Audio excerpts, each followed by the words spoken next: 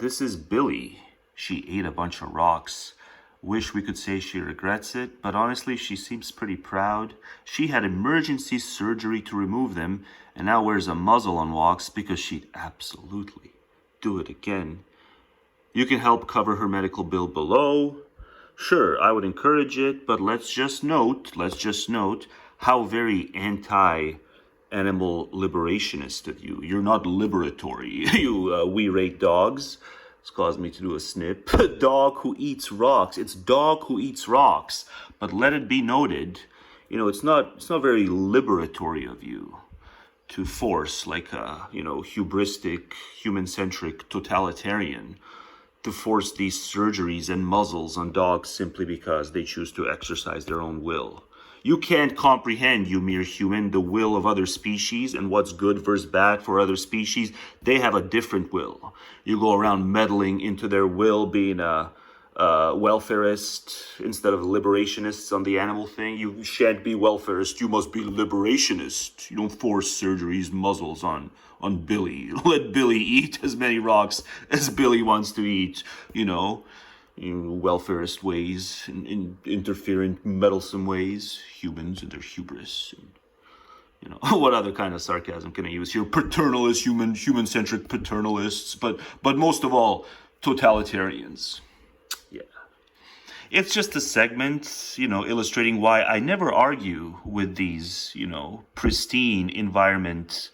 Environment must be pristine, kept pristine of human will to whatever extent, and so must the other species. It's whatever ails them, we don't know. But one thing we do know that ails them is when human will is acted upon them. That's the one thing we can blame ourselves for. It's kind of just a segment illustrating why I never take him to task.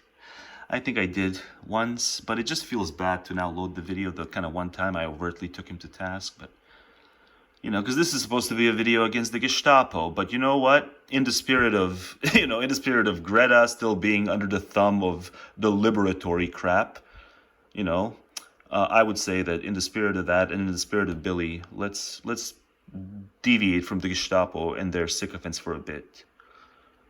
And let me go off.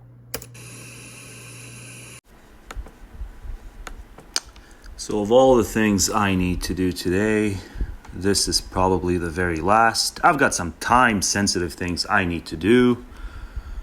Not for practical living, heavens no. No, just in terms of the upcoming video. TikTok. Time is running away from me. But instead of editing, I just feel like responding to this. Instead of working on the actual pressing tasks, I read about, what did I read? About a fifth of this. And I didn't even get to the part where this Omar fella is agitating for the deplatforming of Efilists. Whatever, I got no love lost for Efilists, but this deplatforming stuff and the nature of the arguments are just, it reads like corporate speak to me.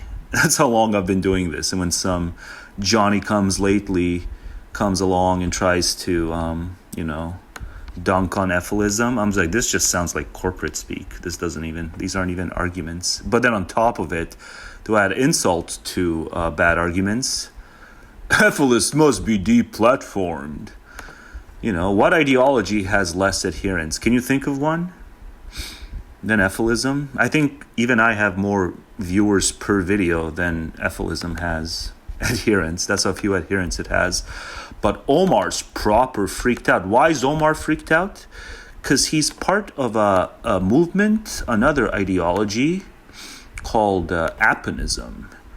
And it's just such pussy shit. It's just total pussy shit. And anti-natalism is like one of the three pillars. But it's all about like non-domination. It's gotta be non-domination. And like the whole time, if nothing else, he should at least be able to grant that at least there will be no domination if Efilists get their way. Henceforth, right? There will be no domination. So it's all about Aponism, whatever. Anti-natalism is one of the three pillars. But then the other ones are veganism and anarchism. So I'm going to have a lot of fun here. He thinks anarchism is something that's, in some way something other than total utopianism, total, utter, just complete lack of ability to deal with hard trade-offs and to choose the lesser of evils in political life. Isn't that what anarchism is? It's the political philosophy for people who just don't have the stomach to understand that, yeah, you gotta choose the lesser of evils in politics, or just don't play at all. So it's fine if you don't want to play politics, but don't say you're an anarchist, which is a political position. The political position that's refusing to do what's always and everywhere, in every era, every location, the refusal to do what's politically necessary to have a body politic is anarchism. And then these douchebags, Aponists, drag antinatalism into their silly, let's do everything the nice way and never dominate anyone and somehow things will work out. But then you're like, why drag antinatalism into your stupid, flowery, idyllic crap?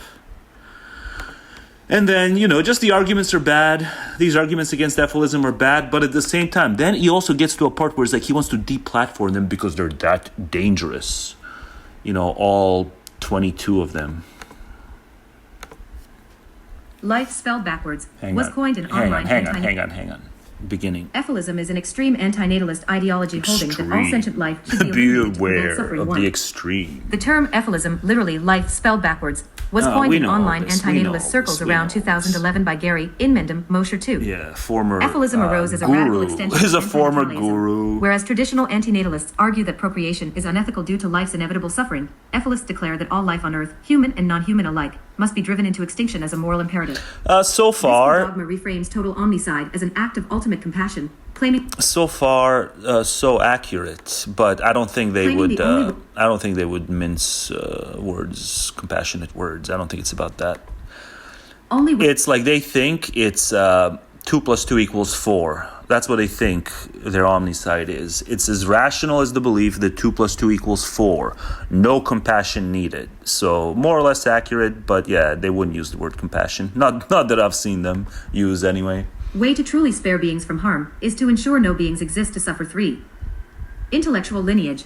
The Efilist worldview taps into a long-standing current of philosophical pessimism. All right, the sentiment that not to be born is best can be traced back to ancient Greek tragedy, the wisdom of Silenus in Sophocles. Just skip ahead a bit. They reduce life to an ugly acronym: crap, consumption, reproduction, addiction, parasitism. Do they still do that? I don't think they do that anymore. I think that's like the early 2010s, late aughts. I don't think they do that anymore. Stuck in the past, Omar. Better off before the first ouch of conscious suffering emerged. By this reasoning, the compassionate duty of the one species capable of understanding this truth is to orchestrate a graceful exit from the evolutionary stage for all life. You can just put it in like caps, like the G and the E, you can put in caps instead of just doing this, scare quote shit. Efilists must be deplatformed. Oh, hang on. I brought it to the top. Rhetoric of despair and co-opted compassion. Efilist discourse is suffused with the language of suffering and pity, but it weaponizes compassion into a rationale for destruction. It weaponizes. Efilists portray themselves as the only ones truly empathetic enough to end suffering at its source. In practice, this means they can't. I really do think that the majority of them think this is mathematics, and you don't need to be the least bit empathetic or any of that stuff. Categorically reject harm alleviation as naive or counterproductive, insisting that palliative measures merely perpetuate the crime of existence. Any attempt to improve or preserve life is seen as sentimentality at best, complicity in prolonging suffering at worst. For example, rather than rescuing or healing a suffering animal, Efilist commentary often concludes that the kindest course is to swiftly kill the animal to prevent any further pain. And so, let's say that animal is just hanging by a thread. Your liberationism. The Aponists hate welfarism in animal ethics and opt for liberationism, which I've sufficiently mocked elsewhere. But yeah, isn't it the kindest course? When an animal really is just hanging by a thread, but the thread won't detach. We never take matters into our own hands. Later on in the essay, Omar says it's okay to spay and neuter animals if we approach the issue with, honor and dignity for their agency while we're, defying their agency by spaying and neutering them. So that's okay. Spaying and neutering is okay. But, if an animal is really badly off, it's not going to recover So you don't prolong its torment, and you swiftly kill it if you can. It sucks doing it. Rescuing a healing a suffering animal. Rather than rescuing or healing a suffering animal, I don't think Efilists would say kill it if it's, just a little, dented. No, I think they would say kill it if it's going to just prolong its ways without any remedy, or something else is going to kill it soon enough anyway. Pain 5. Yeah, so I'm saying if you're pro spaying and neutering, then, at least in certain circumstances, you should be pro swiftly killing to end its pain. Pain 5. Indeed, prominent Efilists advocate promortalism, the view that death is preferable to life, to such an extreme. It's not the view that death is preferable to life. That's just their view of non-existence. Death is preferable the earlier, I would say. The earlier death comes for you, the more preferable it is. And I don't know if every Efilist necessarily has to sign on for that. They even share gruesome instructions on how to humanely exterminate living beings. One Efilist video notoriously advised that the fastest way to end the life of a small animal is to just bash their skull in with a shovel, epitomizing how purported mercy in Efilism translates into literal eradication. Well, sometimes, right? You've never really even thought about it when you've come across a suffering animal. Nothing else is going to come there. There's going to be no magic wand that's going to be waved where the animal is going to be repaired, right? You're just shortening its torment. And it all sounds really bad. Bash their skull in with a shovel. But, there's no foreign object. It may sound better than a shovel, but you're probably going to need something with metal, something concrete. And it sucks that it has to be done. Who actually enjoys doing this shit? But, what are you going to do? Just because you don't enjoy doing it, you're going to leave the animal alone to end up dead anyway after just a bunch of nothing but torment. You suck, Omar. Eradication. This illustrates Efilism's perverse hijacking of compassionate concern. It appeals to the moral impulse to prevent suffering, yet channels that impulse toward total negation rather than relief or care. It can be the case that, there's no other way out for that animal. It's just prolonged torment. You assholes just can't deal with that. Care. Fucking rejection of weakling. Fucking emotional weaklings is what you are. Ooh, Aponism. Ameliorative ethics. In positioning extinction as the sole cure, Efilism pointedly dismisses all forms of incremental harm reduction or positive intervention. The movement's rhetoric derides humanitarian or animal welfare efforts as futile band-aids on a cosmic cancer. Efilists argue that so long as life continues, suffering in some form is inescapable, therefore no measures short of extinction can truly solve the problem. This absolutist stance leads Efilists to scorn even those antinatalists and activists who devote themselves to minimizing suffering within life. As evidence, internal critics from the broader antinatalist community have documented Efilists openly mocking or attacking non-Efilist antinatalists for merely advocating voluntary non-procreation without endorsing violent endgame measures. Yeah, so, I was on the non-Efilist antinatalist train for a long time, and I still wouldn't identify as an Efilist, but these critiques are just so fucking bad. And, in the context of these, Silicon Valley turds talking about panspermia more, spreading the human cancer, which we should never refer to as cancer, heavens no. Spreading it to Mars, spreading it in other uninhabitable planets, making the uninhabitable planets habitable through all kinds of unimaginable trial and error, sacrificial lamb style experiments. Instead, Omar devoted this much to the 22 or so completely uninfluential Efilists who sometimes say horrific shit and think it's ethical when it's not. I agree. Efilists sometimes, and probably often, I don't hang out in Efilist hotspots, insofar as there are any. They'll say horrible shit and think it's ethical, but they're about a microcosm. They're about a grain of sand in terms of influence compared to the polar opposite.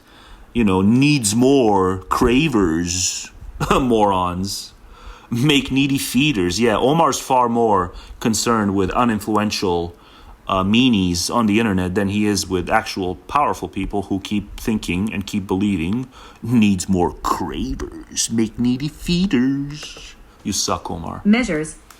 Efilism's leading voices explicitly condemn standard antinatalism as insufficient because it does not engage in bringing about the final eradication of all sentience. The problem is it's an action guided philosophy. It's an action guiding philosophy, Efilism is.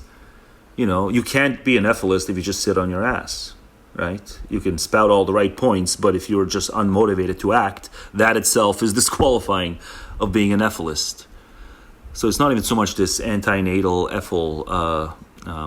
really, antinatalists can believe the same thing, right? They can believe that unless you're acting antinatally and meddling in affairs that aren't your own, technically, you're not a true antinatalist. So really, this is a gambit that runs beyond Efilism. It can kind of co-opt all of pessimism. Sentience. It comes down to the individual's psychology. And if the individual just can't stand back and observe things because they're too traumatized by the mere sight of suffering, they're probably going to butcher whatever philosophy they do have by turning it into a philosophy that just cannot be detethered from action. And those philosophies are always bad because they're about something other than thoughts. They're about action. Sentience. In their view, anything short of actively engineering extinction is cowardice. Compassionate acts like caring for children, comforting the distressed, or saving animals are dismissed as sentimental hypocrisy, since Efilists believe it is better for those beings never to have existed or to die immediately. This purist rejection of harm mitigation becomes a hallmark of Efilist dogma. It hijacks the rhetoric of effective altruism, concern for reducing suffering, but pointedly rejects altruistic action in favor of fatalistic solutions that nullify the patient rather than treat the disease. In sum, Efilism repurposes empathy as a mandate for annihilation, a doctrine of despair masquerading as moral purity. It's just not even this empathy stuff. I don't think I can recall many uses of these terms. But hang on, purist rejection of harm mitigation becomes a hallmark of Efilist dogma.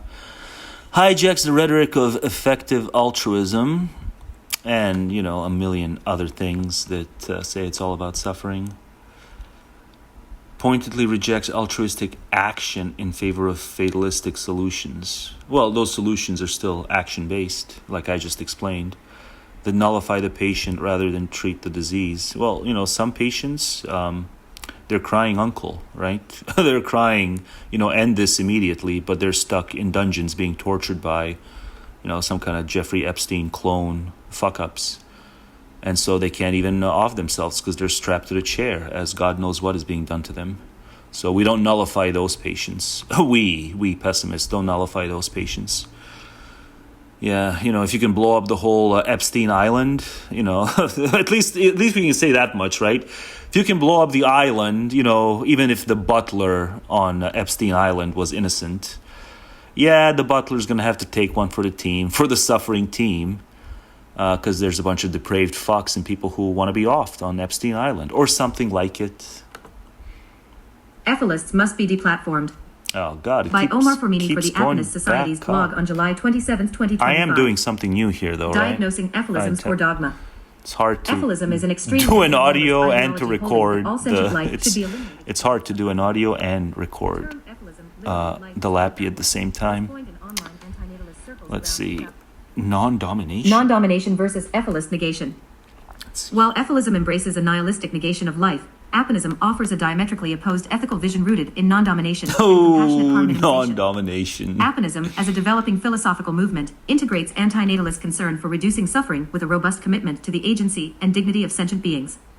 Central to Aponist ethics is the principle that no being should dominate or violently impose its will on another, a stance that extends across species boundaries as an integrated ethic of non-domination. It's just funny, You don't have to agree with Efilism to at least recognize that, if they have their way, no one will dominate anyone else ever again. Like, it's going to be a long, long time.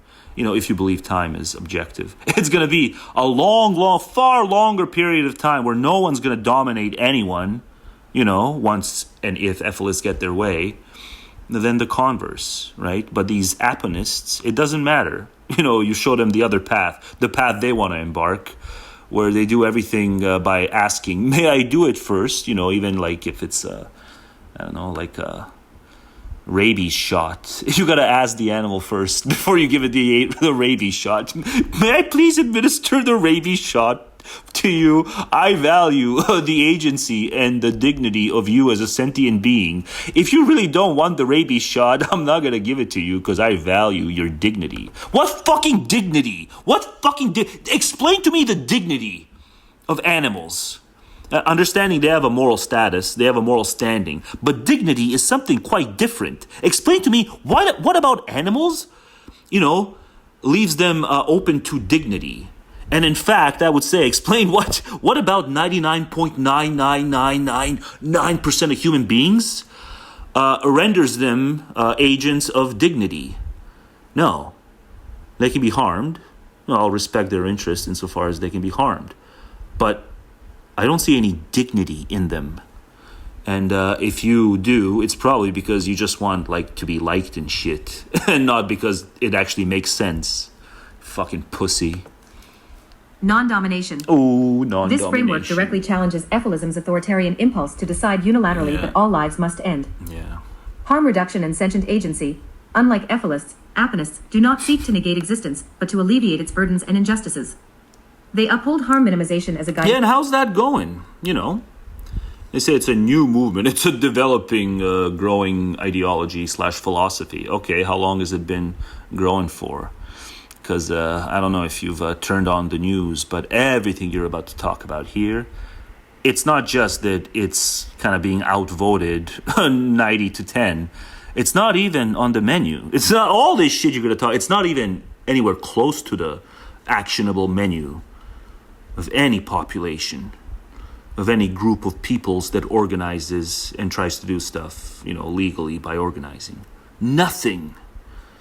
You're as pie in the sky now as you were when your anarchist brethren initially started writing about anarchy like a century and a half ago. Ooh, Bakunin embarked on a mission to change the world. How's that going, Bakunin? A century and a half later. Would you still be an anarchist, Bakunin, if you were still around? Would you still think that, if someone commits an act of murder, just wanton murder, cold blood, that instead of just arresting them and throwing them in a cage because they violated a constitutional right, instead you got to get the community to gather around and vote as to whether, that person should go to jail. And they got to be a unanimous vote. It's got to be nice and democratic and egalitarian. And if one person votes against, then, there's got to be another trial, another voting session, 2 weeks from then. And then if that same person votes no again, it's going to be another 2 weeks. And all this time, the murderer gets to walk free. Because there's no Argons. There's no Argons or Archons because we're anarchists. And it's also very practical. Guiding norm. The goal is to reduce suffering as much as possible within the context of continued life, through compassion, care, and systemic change. Mm-hmm. Crucially, Aponist philosophy emphasizes respecting the agency of sentient individuals, their capacity to have preferences, make choices, and experience goods. Nice. Where Efilism would strip away all agency by eliminating the subject, Aponism aims to empower subjects while protecting them from harm. For example, how are those aims coming along? I'm just asking. Aponist approach to human and animal suffering might involve providing sanctuary to those in distress. Yeah, and if, a century from now, there's the internet is still a thing, and civilization is still a thing, and some people, they might not call it Aponism, they might call it something else, but it's all this pie-in-the-sky bullshit, and, you haven't even moved an inch towards actually implementing any of this shit. And someone like me comes by and just gives pushback, is that person going to be as unjustified in giving pushback as I am now? How many centuries have to pass until you fucking pie-in-the-sky turds realizing all your shit is just pie in the sky? It sounds like corporate speak. This is like when someone releases a corporate memo, in business environments and shit. It's not arguments. It's just promises, or not even promises, but yeah. You have aims. But yeah, I guess at least not to make them into promises. Because you see how paper thin all your plans are. But again, I'm not saying omnicide should be the alternative. I'm just saying, of all the things to criticize, you're going to criticize the 22 people who believe in omnicide worldwide. Now, how about we criticize the panspermia turds and the Musk, let's make Mars fruitful turds. interventions to relieve pain, and social arrangements that maximize freedom from coercion. Yeah. This stands in stark contrast. How does that work? How are you going to have arrangements that are social, that maximize freedom from coercion? Is anyone going to be coerced along the way, or, in the final end stage? Or is every inhabitant of Aponistia, is every inhabitant of Aponistia going to be free of coercion? Are you really that fucking stupid, you Aponist, that you really think that's how the world works? We can get to a stage where even 90% of the people are free from coercion, and we're not going to butt into each other and make claims that are mutually incompatible? Yeah, you know what you do when you have one too many people who make one too many claims? Entitlement claims that are mutually incompatible? You end up with, in the best case, social engineering that coerces certain people at the expense of others' interests. Or it's not even social engineering, it's just full-on brute force, like is shaping up in America. Contrast to Efilism's ends justify the means logic. Yeah, it's just, total consequentialism, right? So you don't like total consequentialism. I myself am not a fan of total consequentialism, but you lean far too much in total deontology horseshit. Logic. In Efilist forums, one can find members deriding concepts like bodily autonomy. If it conflicts with extinctionist goals, some even suggest that parents have no right to their own reproductive choices if those choices produce new victims. 6. Yeah, so read the Diana F. something Diana Fletchison essay on that sibling couple, the brother and sister who just kept having kids. The kids were malfunctioning, and then Germany, the state finally said, okay, enough of this. we're gonna do something about this. And they coercively stopped them from continuing to have kids because they would have continued having kids, right? Incest. So even in the case of incest, does atomism, and its pillar, one of its pillar, anarchism, can anarchists, are they also not allowed to be argons?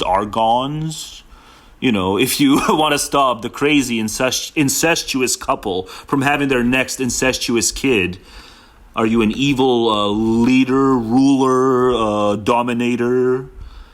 Or, do you recognize that those people are assholes?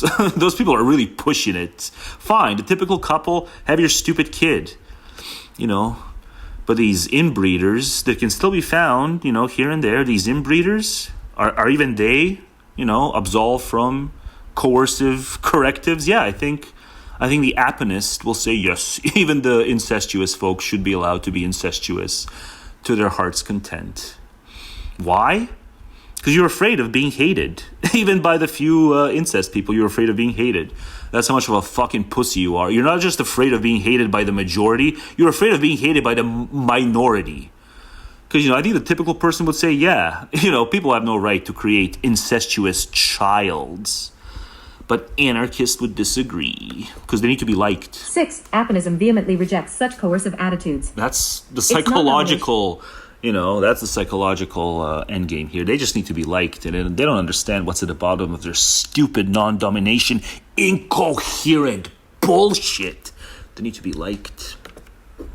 Non-domination ethic holds that even benevolent ends, ending suffering, cannot be pursued via tyrannical means that trample on the fundamental rights or wills of others. No, we can, what is it? An ounce of prevention's worth a pound of... Or wait, the other way around. There's something there about an ounce and a pound, and one is the good one and the other is the bad. But prevention and cure are generally speaking good terms, and patchwork is, when you're out of options.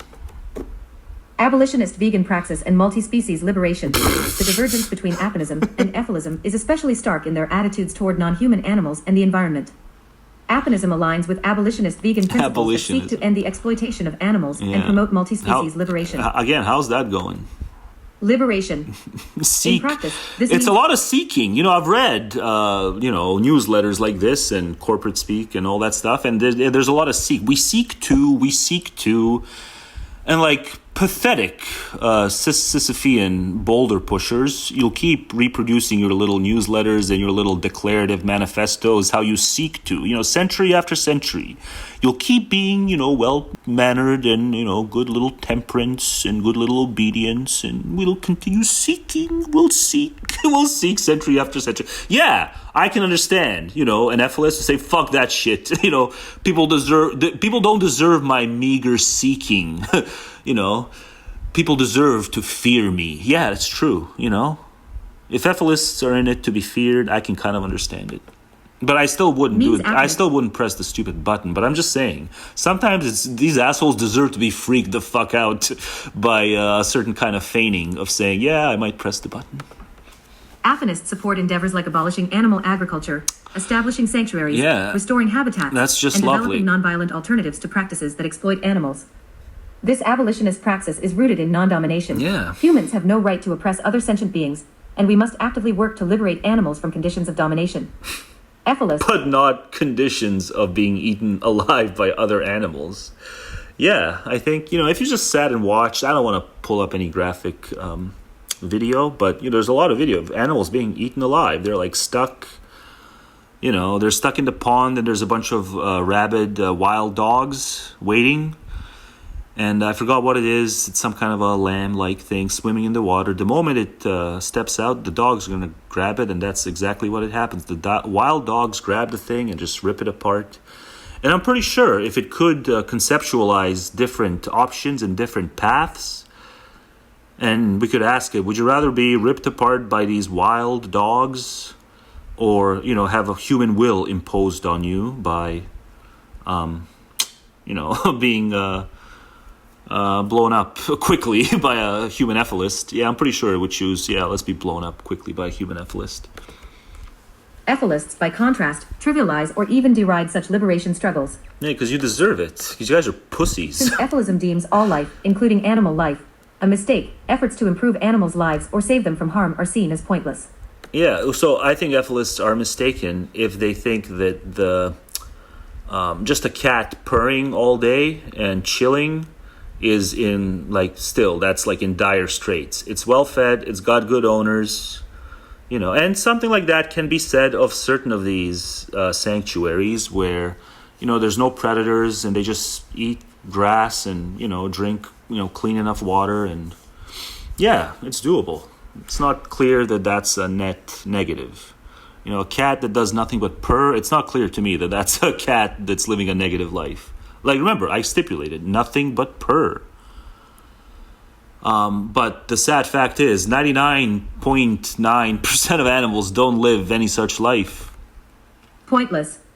In some Efilist rhetoric, freeing animals from human cruelty is dismissed as delaying the inevitable. The Efilist solution is to eliminate the animals altogether so they cannot suffer or experience joy. Yeah, well, the fact is it's probably a hell of a lot easier to rid them of our clutches than it is to rid them of all other clutches. So I understand why people would focus on the factory farming, and some figures even have it that, in terms of animals who feel serious harm, that there's more of it in factory farming than in wildlife. I haven't double-checked that, but yeah, if that's true, then there's even all the more reason to fixate on the harm that humans inflict.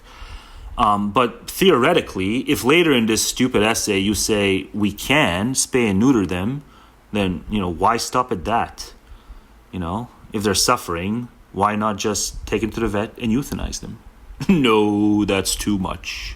But spaying and neutering is fine. But even with the spaying and neutering, he kind of caveated it and said we have to approach it from a standpoint of egalitarian respect. We don't really know more than the animal. When we spay and neuter it, we just kind of hope that the animal would spay and neuter itself too if it had the means to. Something like that, some kind of crap. It's like, no, we just know better. We know better to spay and neuter it. So there's nothing more frightening than a cat full of kittens that's a stray cat. That's like Halloween level frightening. Joy. Indeed, the Efilist community spun off a fringe idea of wild animal suffering, elimination that entails eradicating predatory species and sterilizing wildlife populations.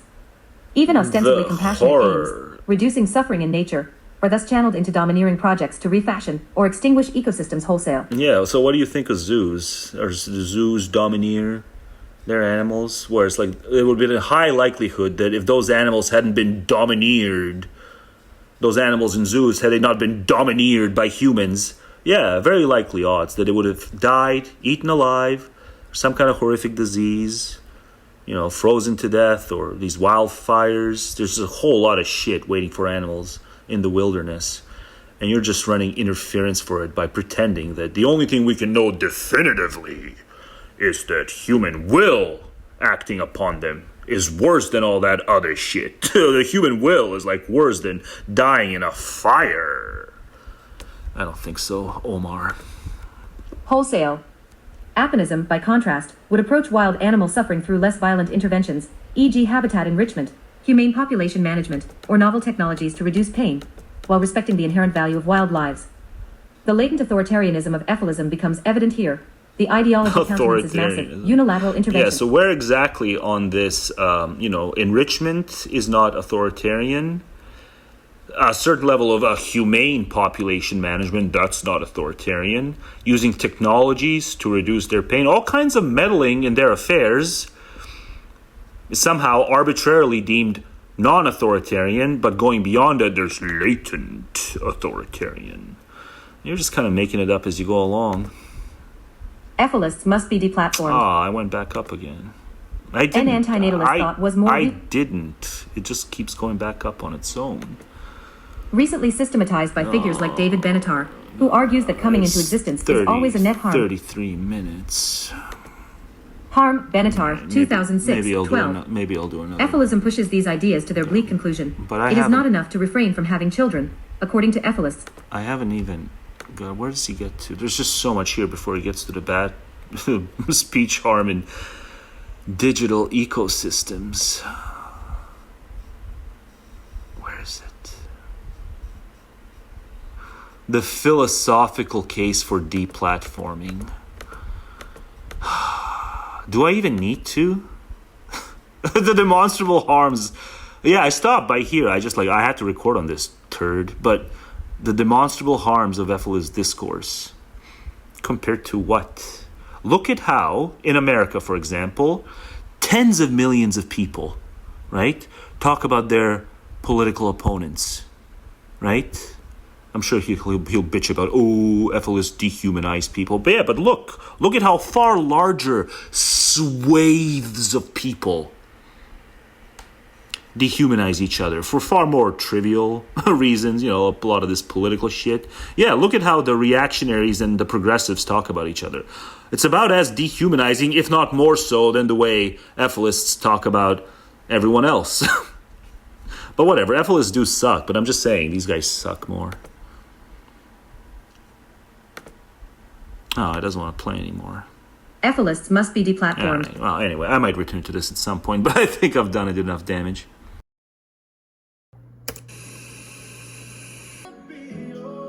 This is an anti-hate segment. And I gotta kill the gay song. But, these anti-hate segments are far less effective without the gay songs. But you know how it is with copyright. Maybe a few seconds at a time. Yeah, maybe then. Just a few seconds of the gay song at a time to make the segment, pass the smell test. But see, what it is it's canines and felines getting along famously, getting along far better than like the humans, where it kind of shows that with the right amount of training, the forces of the will that are set to be in opposition, well, they can be circumvented with enough training / indoctrination / brainwashing. So maybe something similar can work with all the humans, right? If the canines and felines can some of the time get along with each other, and the gay song's there to kind of, verify it for you, well, then who's to say that with the right amount of indoctrination, maybe people can get over their hate, right? The the thing that people used to call bigotry, but for some reason now they never use the word bigotry. They just keep saying hate. We got to do away with the hate. Too much hate in the world. We got to give in to love. Yeah, see? So the canines and the felines have given into love, given all the training that they've acquired / endured.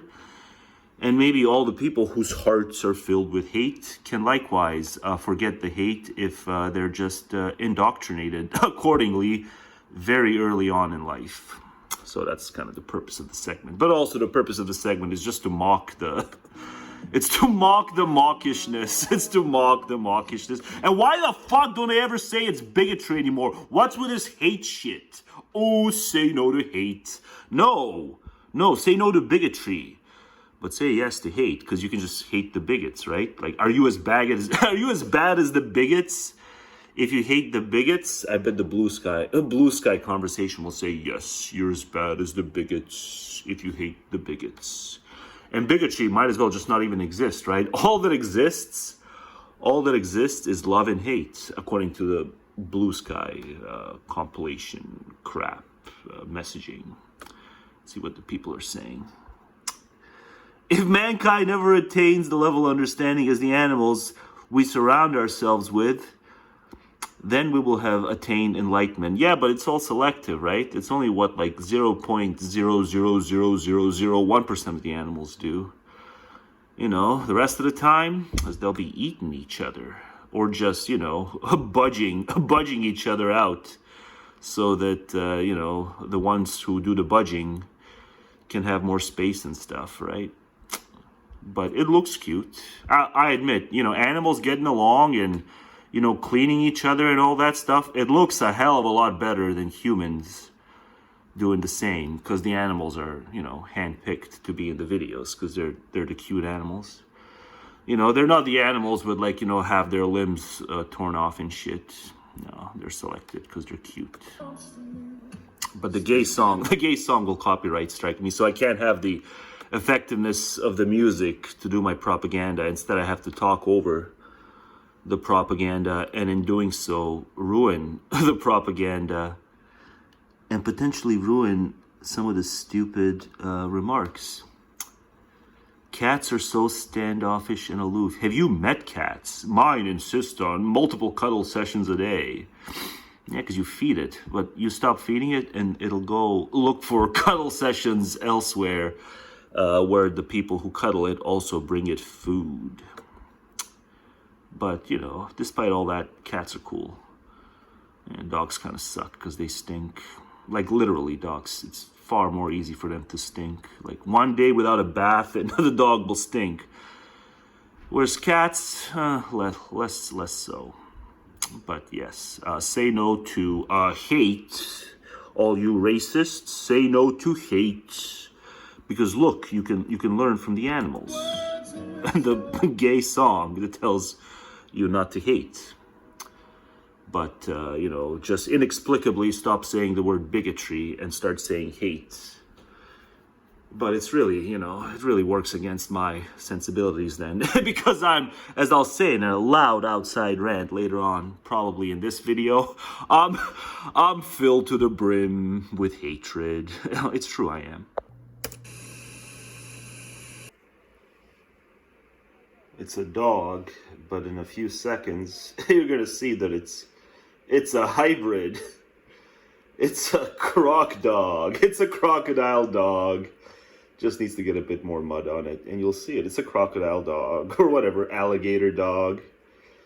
But it's the most frightening thing, one of the most frightening things I've ever seen. Oh, whatever, a dog's having fun. Owner's letting it. It's good. It's a good thing that happened, but at the same time, it's one of the most frightening things you've ever seen. It's the croc dog. It's the croc dog. Oh, Lord. Okay, that's the non-hybrid, but wait, where's the hybrid? Where's the hybrid done up? It's the hybrid done up. It's the crocodile dog. It's the crocodile. It's one of the most frightening things I've ever seen. I ain't no fan of dogs anyway.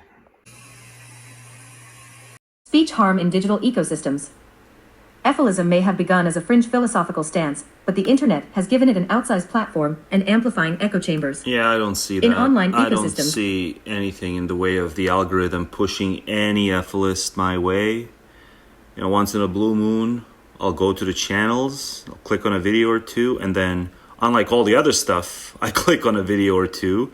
When it's a Efilist video or two, the algorithm doesn't bring them back to me. I don't see them again unless I go to them.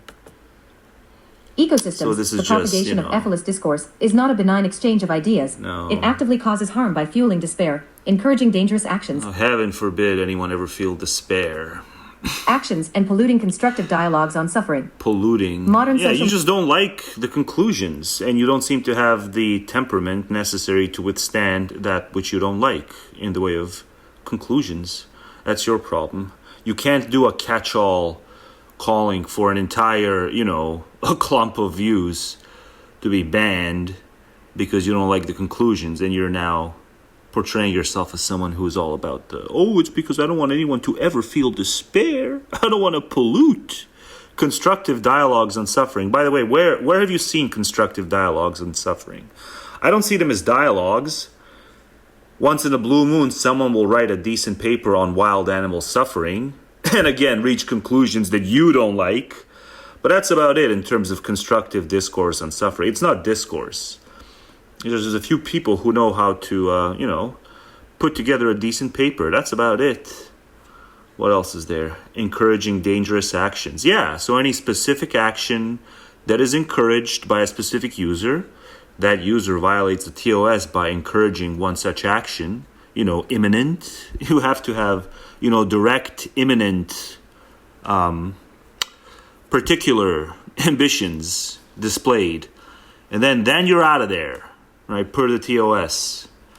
But that's not what you're fixating on here. You just want to do a catch-all, let's get rid of all of them because they scare me. Well, I'm sorry you're scared, Omar. I'm sorry you're that much of a pussy that you're scared of words, right? But yeah, no one should, encourage any imminent, dangerous actions. Social media algorithms. If for no other reason than to not give Omar any additional, sway to make his censorious points. See, you give them food, you feed the censorious pussies, you stupid Efilists, when you engage in your over-the-top hyperbolic rhetoric. Even if you think of it just as rhetoric, yeah, people will interpret you seriously. So stop it. Algorithms and community dynamics tend to amplify extreme content. No, he and said Effilism's social message media. of total Omar disparity. said social media, listen. Modern social media algorithms and community dynamics tend to amplify extreme content, and Effilism's message of total despair is readily spread in grim corners of the internet where vulnerable individuals congregate. Oh, so he's also worried about the vulnerable individuals. I see. Worry on, Omar. It's the internet. It's going to have countless, just unfathomably large number of vulnerable individuals. It may not be Effilism they walk into, but they'll walk into something, and they're not going to understand it the way it's supposed to be understood, or whatever. A particular person will sway them, and they'll do something that's going to harm themselves. You can't control this, right?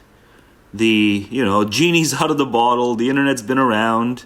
You can't control vulnerable people encountering content that's not exactly agreeable with what they need. Maybe they need Xanax or something. Maybe they need, the next antidepressant that they haven't found. They've been given nothing but bad antidepressants that aren't conducive to their specific psychologies and what's wrong with their specific psychologies, their vulnerable psychologies.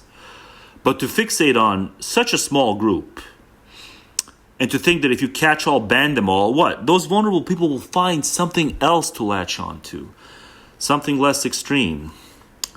Something like my channel. Hey, you know what? I need more viewers. Maybe go ahead and ban the Efilists so I get the, I get the viewers, because where else are they going to go? No, because then I would just get banned myself, because then the viewers would just leave a bunch of extreme comments under my videos, and then I would get banned. So no, I'm back to being critical of Omar then. I'll pass on the viewers. But I do need viewers, I'm just saying, probably not rabid Efilists. Congregate. Algorithmic amplification of despair. No, Social not- media platforms often not the prioritize content that despair. engages strong emotional reactions, which inadvertently favors extreme or radical posts. Studies have shown that recommendation algorithms can create a snowball effect, pushing users toward ever more extreme content once a certain interest is detected. 7. In the case of Efilism, someone initially searching for antinatalist or depressive content on YouTube or Reddit can be rapidly funneled into a darker subset of videos and threads espousing hopelessness and violence. Not online. Don't you get it, people? The online world needs to be as regimented and as safe and, what is it? All corners padded. Everyone's safety is paramount. Yeah, Omar believes that everyone's safety is paramount. And if that means that some of these, investigative, intellectual, inquisitive questions aren't posed as often because there's fewer people around to pose them because too many people have been banned, you gotta... What is the statement? I forget the statement now. But you gotta... I really want to say it, but I forget it now. But for the life of me, I forget the statement now. You have to... I'm just not gonna remember it. Damn it. God, this is so annoying.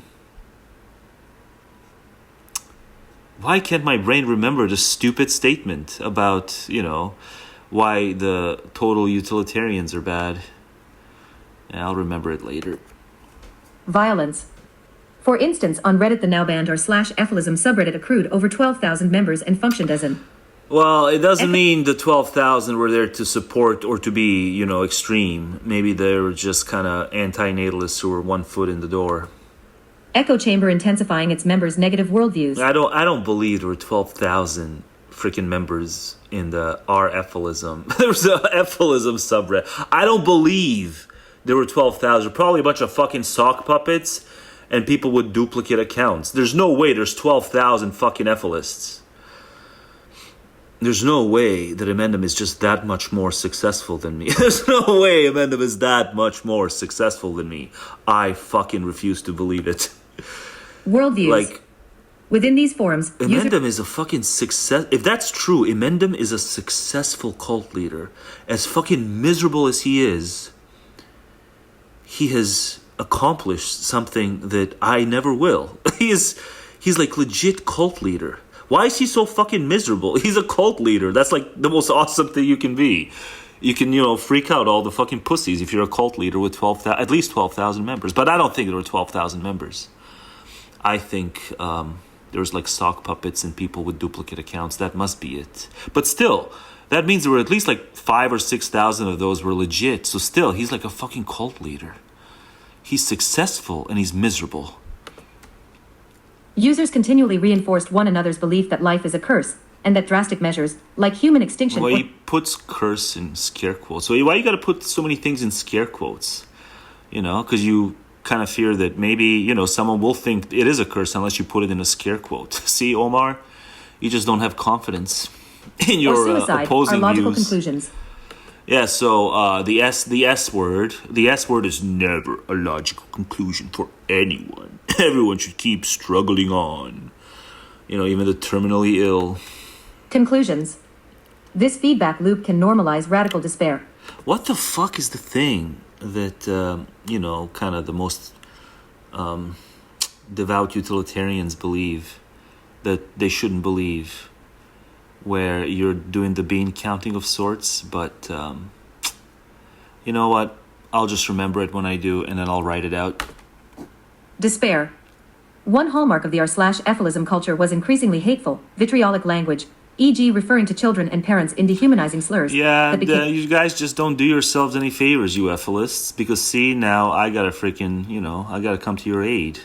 Because I don't want you banned. I don't want you making these statements, in case that's not clear yet. I don't want you making, even though it's not just in America, in a lot of countries, political rhetoric is very dehumanizing. especially when it's the insiders talking about the outsiders, the immigrants and stuff. The host population is nowhere near as gracious of immigrants, especially like the UK with this boat stuff. Oh, God. Omar, why don't you worry about what all the, nativists in the UK, the way they're talking about the migrants arriving on boats. That's like even more, that's even more extreme than what these Efilists say about parents and shit. So what, are you going to ban all the nativists in the UK for talking about how all those boats should, drown? Because, there's no worthy life on the boats? Yeah, that's what they say. They say that and all kinds of other stuff I can't even articulate. And there's, millions of them. There's millions of them who say that shit. But no, let's worry about the alleged 12,000 Efilists on subreddit. And the subreddit's been nuked anyway, right? Became more... The subreddit, Reddit's such a fucking a censorious swamp. I went to the AN subreddit and I saw what Omar referenced. All this stuff about... where do you write it? No hatred toward parents, no hatred toward anything. And I'm like, why is this written in the anti-natalist subreddit?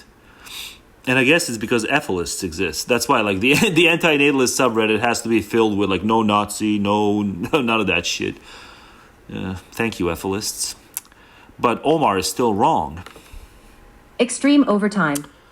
This escalation fits the pattern identified in broader research. Algorithms and insular communities transform initial discontent into full-blown extremist rhetoric by repeatedly exposing users to content focused on anger, blame, and nihilism. Yeah, it can't be nihilism in the case of Efilism. I don't know if you've not watched a single Inmendham video, but of all the words he hates, he hates the word nihilism so much he refuses to learn about the different strands of nihilism. It's all just a placeholder for I want to be selfish. I think that's what Inmendham defined nihilism as. Nihilism is the word that people who are selfish will use to apply to themselves. That's what he thinks nihilism is.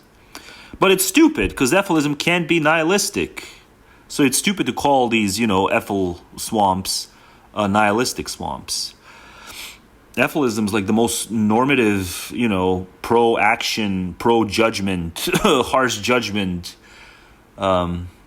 isms ever. Efilism is. So it's the furthest thing from nihilism. At least give him that.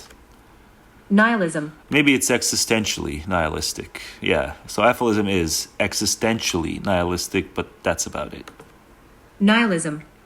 In effect, social platforms became inadvertent amplifiers for Efilism, a doctrine of self-destruction, presenting it not as a mental health crisis to be addressed, but as just another philosophical debate to engage with. Yeah, you think someone who reaches Efilist conclusions necessarily has mental health issues? God, I'd love to have a mental health off with you. I'll win, I bet you. You're too much of a pussy to be mentally healthy, Omar. Yeah, I'm sorry.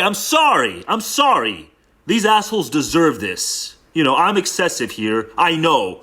But instead of just saying, maybe regulate these subreddits better and these swamps better, insofar as it's a general forum, then okay. But if an Efilist just makes their own space, it's their own they're paying for the broadband, you have no fucking right to meddle with their site unless they're making very specific targeted threats against specific targeted people. Then you can. But, you got to be especially careful when you're invading the space of someone who's hosting their own fucking site. With despair communities and psychological harm. Yeah, you're just going to do it unevenly, because you can't do it to all the political, bigots and shit. So you're just picking on the people who have far less people to pick on, because then you can actually come closer to accomplishing the task entirely. By scraping the internet of Efilists. That's what he wants to do. That's what Omar wants to do. He wants to scrape the internet of Efilists. Because some, or maybe most, even if it's over half of them, who make these,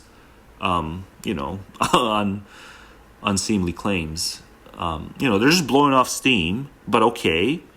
The ones who don't even blow off steam, leave them the fuck alone, even if they're Efilists, even if they, even if you think it's mental health to want to omnicide the world. It's a mental health problem. I don't think it's a mental health problem. I think it's draconian.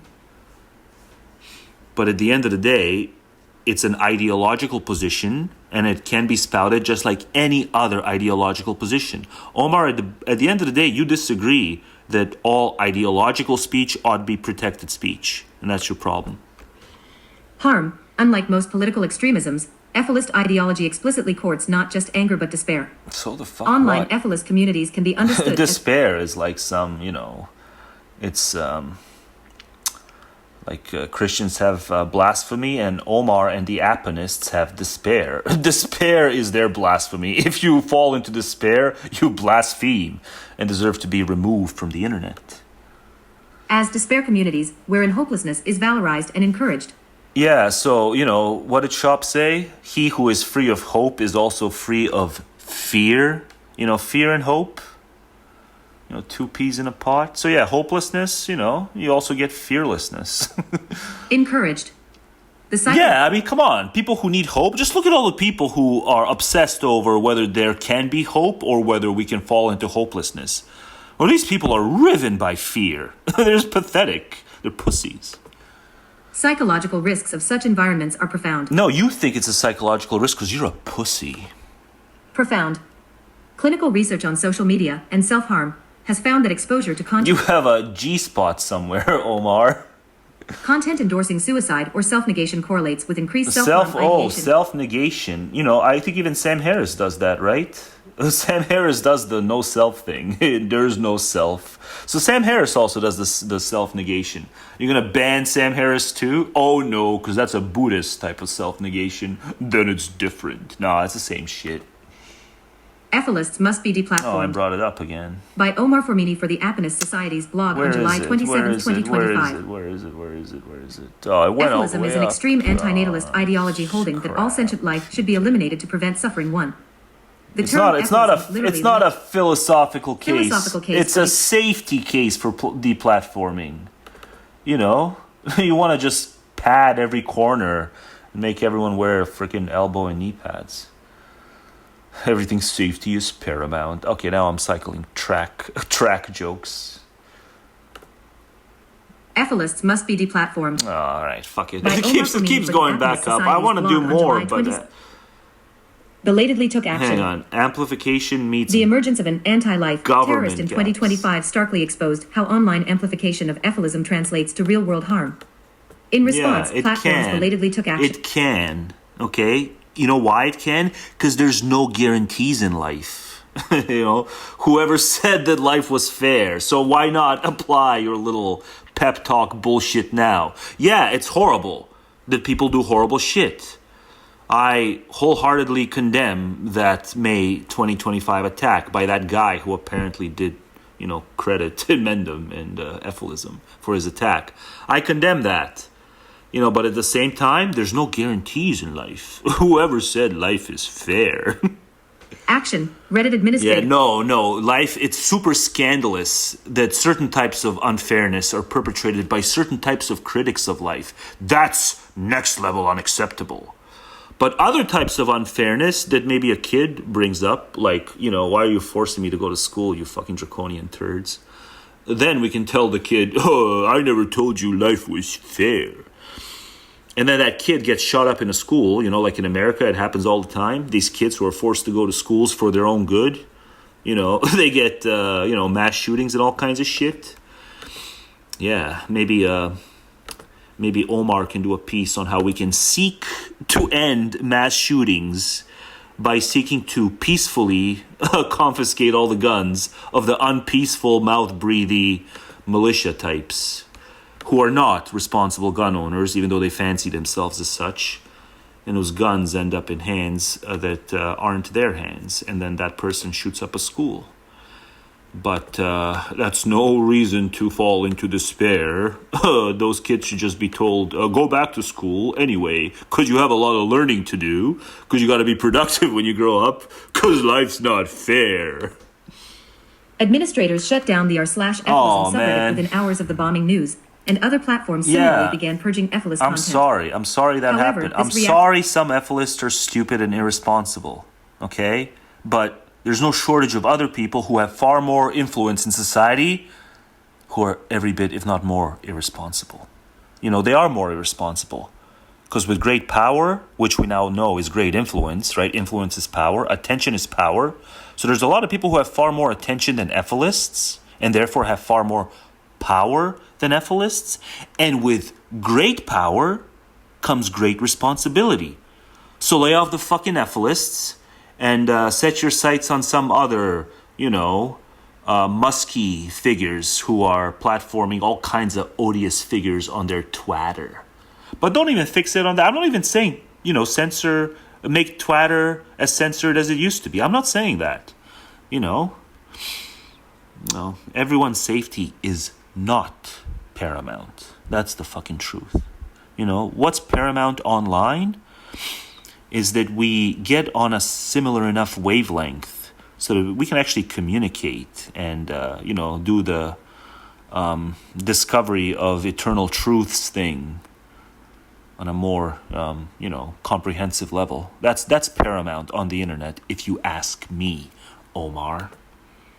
Reactive approach underscores the need for more proactive, compassionate design and governance in digital ecosystems. Yeah, go fuck yourself. Compassionate design refers to building the need for more proactive, compassionate design. It refers to building platforms, features and policies that prioritize user well-being and reduce the spread of harmful content. Harmful. For example, some social media companies have started intervening when users search for self-harm or suicide-related terms. How about humor? Are you every bit as humorless? Like, are dangerous jokes also off limits? Everything's humorless. Everything's humorless safety is paramount. Yeah, so we just get a defanged, humorless internet. If we let the so-compassionate Aponists run the show. No gods, no masters. Well, apparently you do want a master, right? No gods, no masters, except on the internet. And governance. So there will be governance of the internet in digital ecosystems, but there will be no master. Hang on, let me increase this. There will be no need for a master. Oh, God, it's hard to do this while holding the phone. There will be no gods and no masters, but there will be a governed internet because it's too dangerous otherwise. God, Omar, why do you have to suck so bad? And you're kind of an anti-natalist too, right? Because it's supposed to be... veganism?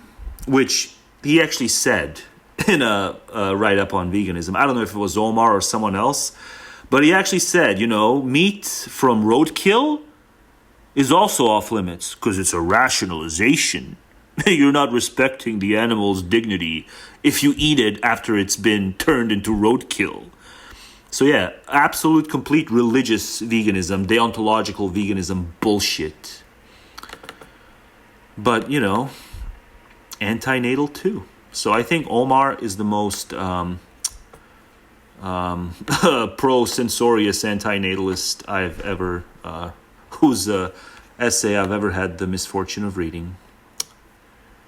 And I think I'm gonna... Efilists must be I think it's over. I think I've had my fill of Omar.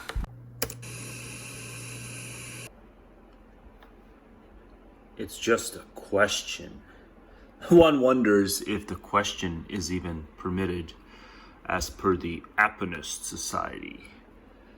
How could hell be any worse? But it was a whole record.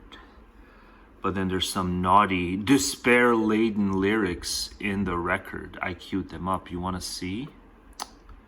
Specifically the thing Omar says is super dangerous. How could hell be any worse when life alone is such a curse? Oh no. What if some kid bought the record 40 years ago and offed himself because the lyrics were despair-laden? Over 40 years ago. God, it's been 40 years and change since.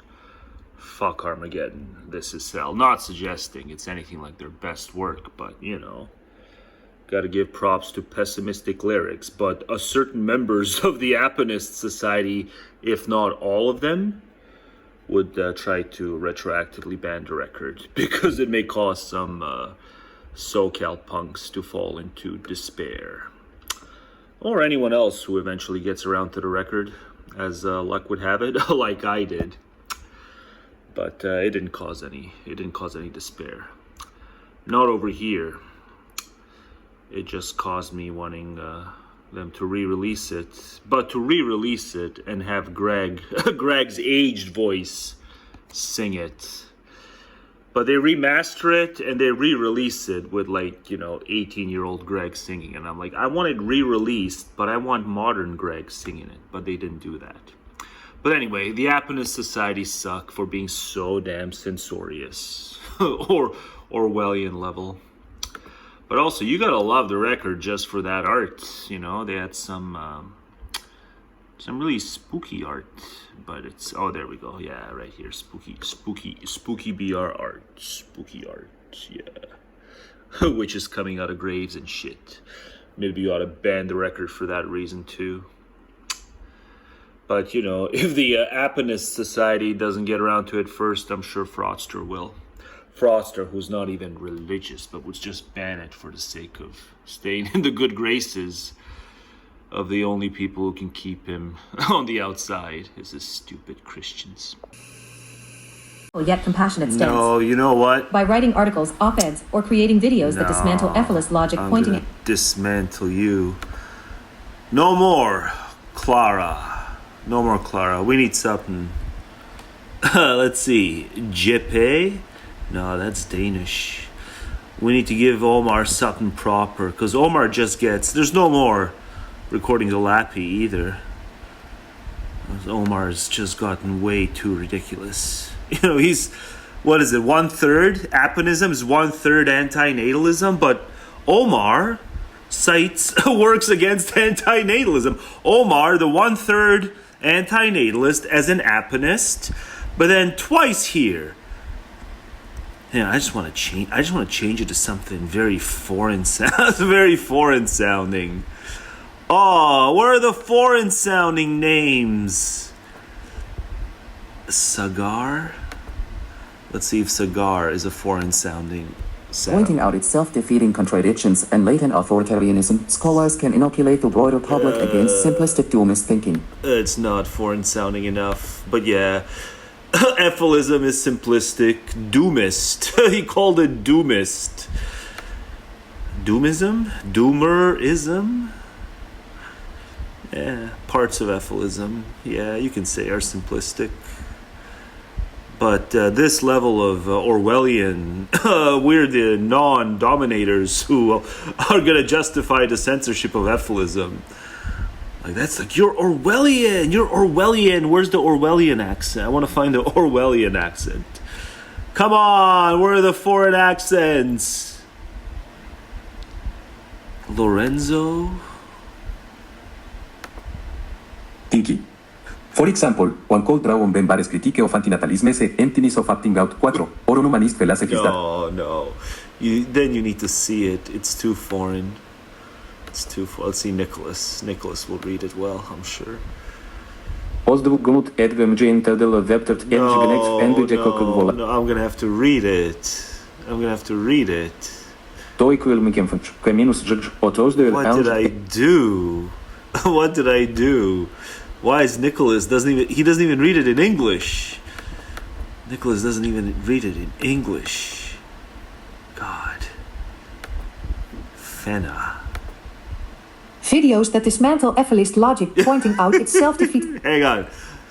By writing articles, op-eds, or creating videos that dismantle Efilist logic, pointing out its self-defeating contradictions and latent authoritarianism, scholars can inoculate the broader public against... Like what? Against what contradictions? Other than they haven't off themselves yet. Simplistic doomist thinking. Oh, Efilism was doomist. Thinking. For example, one could draw on Ben Ware's critique of antinatalism's emptiness of opting out fear. Antinatalism has a critique where it's about our emptiness of opting out. Yeah. So we should have had kids to say, we had you because otherwise we're facing these accusations of opting out. And it was like, I'm going to totally rebuke your accusations of me opting out because then I'll have the kid. And then I'll tell the kid, I won because I didn't opt out. Because I had you. And then I pwned my academic critic because I didn't opt out. In alleviating others' pain. What the fuck does having kids... Like, we're gonna die. I'm sorry, Ben Ware. Ben Ware as a critic of antinatalism on the grounds of it is opting out. Why? Because I die? Yeah, who really courts death in this equation? Who really courts death? It's the one who opens us up to it. It's the begetter. It's the begetter who courts death. Frankel, 1984, Singer. Humanist philosophies that find meaning in alleviating others' pain rather than surrendering to it. Tell that to your kid. Okay, life's not fair? Well, that's okay, because you get to alleviate others' pain and find meaning in it. Like a proper Mother Teresa apparently did. 2015, these counter-narratives should be made accessible, not just tucked away in academic journals. No. Platforms might collaborate by featuring compassionate design and platform policies. Wow, it went down on its as discussed, own. platforms themselves can integrate features to sustain healthier discourse. Hang on, if someone's drawn to Someone is drawn to Efilism out of a genuine moral horror at suffering, we must show them there are other philosophical responses, e.g., Aponism, Buddhist compassion paths, deep ecology. The antinatalist who cites deep ecology affirmingly.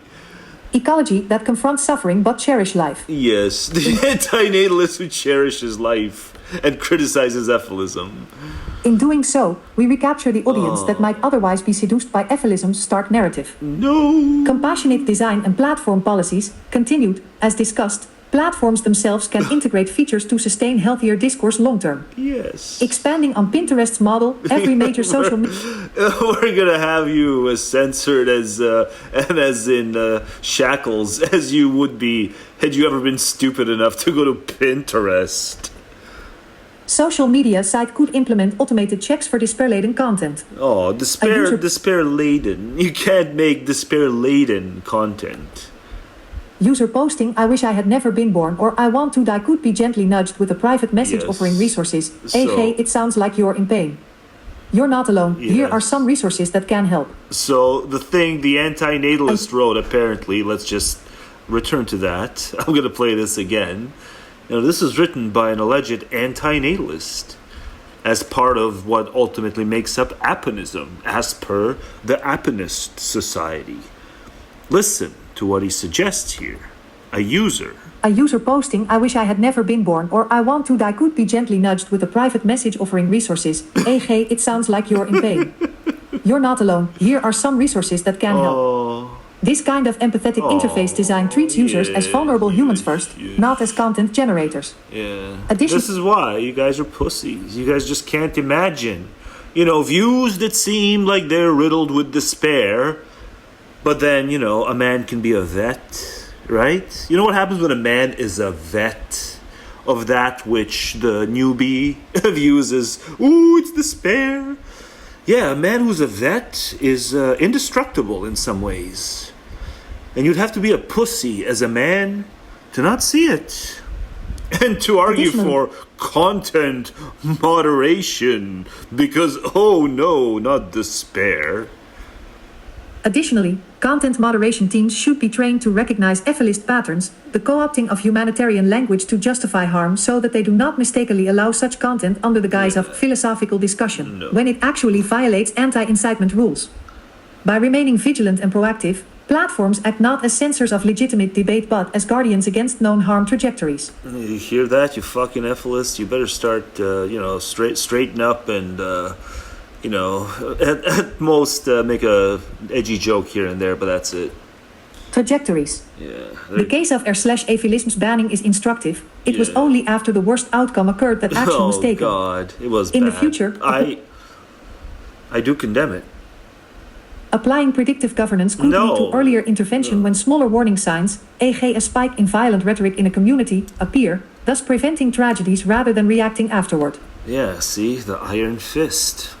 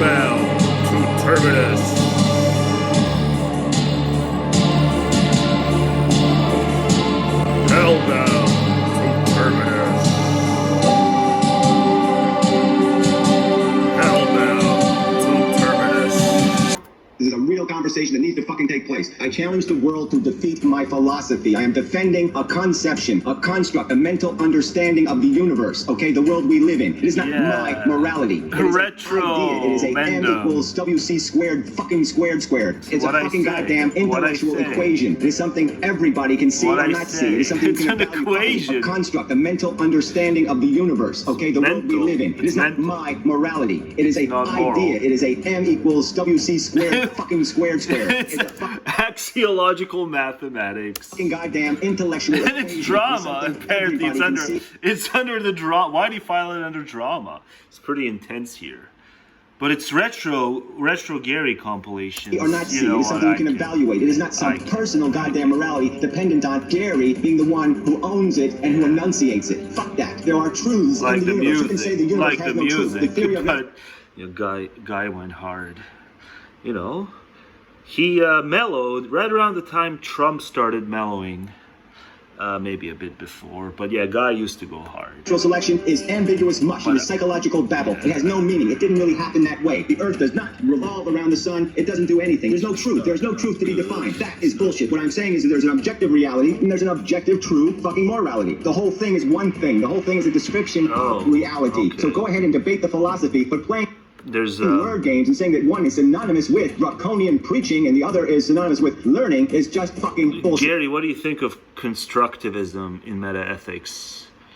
It says, ethics can be true if, and then there's these clauses about certain universal psychological features of humans and organizational codes and stuff. But then it also says we're not moral realists because we don't do the moral metaphysics. It's called constructivism. It's not realist, so you can't say morals be objective. But there's a nearby thing called ethical subjectivism that's similar enough to that also says, well, it's subjectively true and therefore never false. What do you think of that summation? That's truer than the kind of objective morality you're thinking of, where you think it's like 2 + 2 = 5. It is just meaningless fucking rhetoric. You have to make the 4 argument. I'm making the argument, okay? You cannot like the argument, but respond to the argument. Quit all this personal bullshit. Yeah. It is not me enforcing anything on you. Have deified ignorant goddamn forces. You have presumed the universe makes sense. The carnage of animal life makes sense. You justify all of it because you're not atheists. You're just fucking heathens. That's all you are. They can be both. They can be both. Why I feel the way I feel. I've explained that I look at the world and I see the suffering. I see the horror. I have empathy. My heart fucking bleeds for it. I imagine what it would be like to be experiencing all this fucking horror that exists. I guess in the late aughts, Gary did say empathy. I grew up with it in my brain. It's just been so long, I really thought he never... Well, the typical commenter never does. Every fucking night when I went to sleep, contemplated the victims of our life, the people who are paying the real price for us being here, thinking about the soldier on the battlefield having his leg blown off and what it was like sitting around for hours. Or your own nightmares, right? You had those Poeskian nightmares, so you could have just kind of sulked. You could have self-sulked. Don't play down your self-sulking aspect in all this. No... You were worried about the soldier. No, you were worried about maybe at most that choir chick that you wanted to bone, but she was blind. Trying to stop the bleeding and just trying to survive while he got some kind of half-assed care. Yeah. Those scenarios went through my head. I have explained the fucking... Gary was worried about the soldier. You can say it is for whatever... I don't even know how anybody could possibly construct it as anything but an empathetic philosophy. I am fucking destroyed. So, at least back in the day, they did say they were empathetic.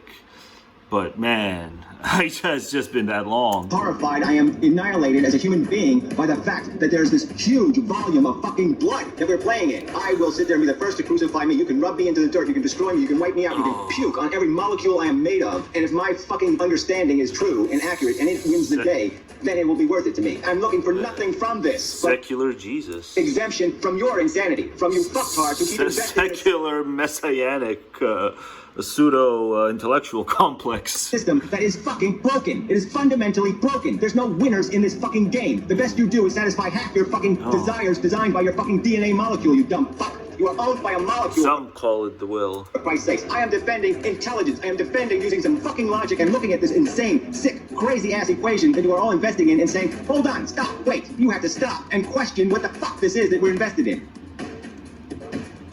And you fuckers won't even do that.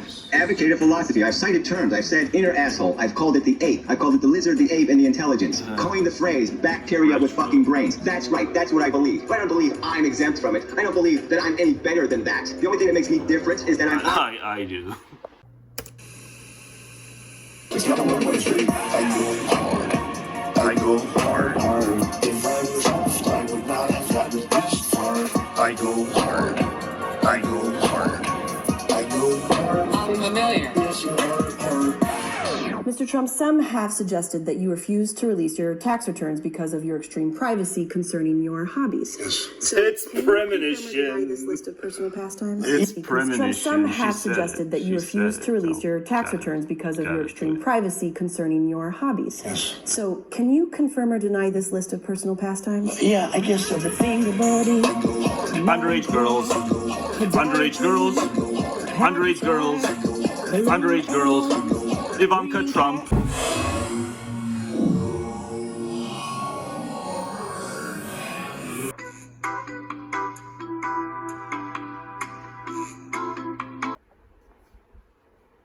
No, that's next level stuff. You can read it yourself. I'm not even gonna dangle the phone. I'll do my best to not even dangle the phone.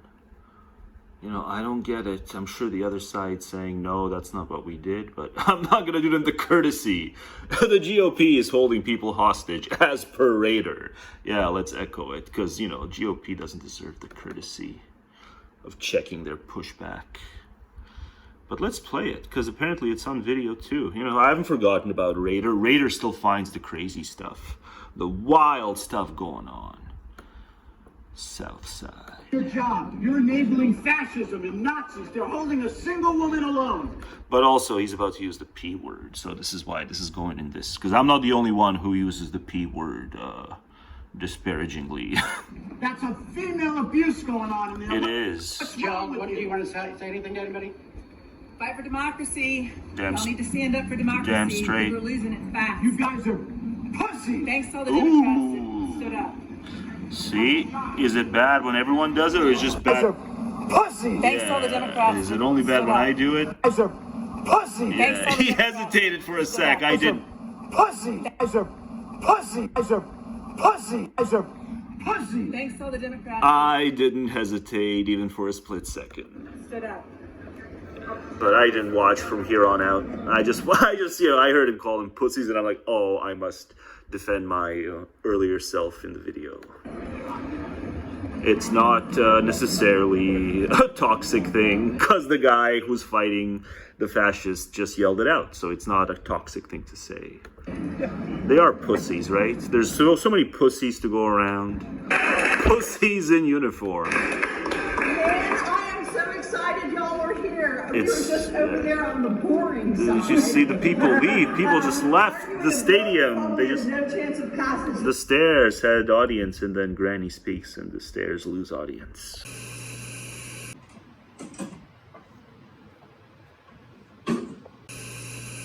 And suddenly, everything becomes an obligation. Work, meetings, even leisure.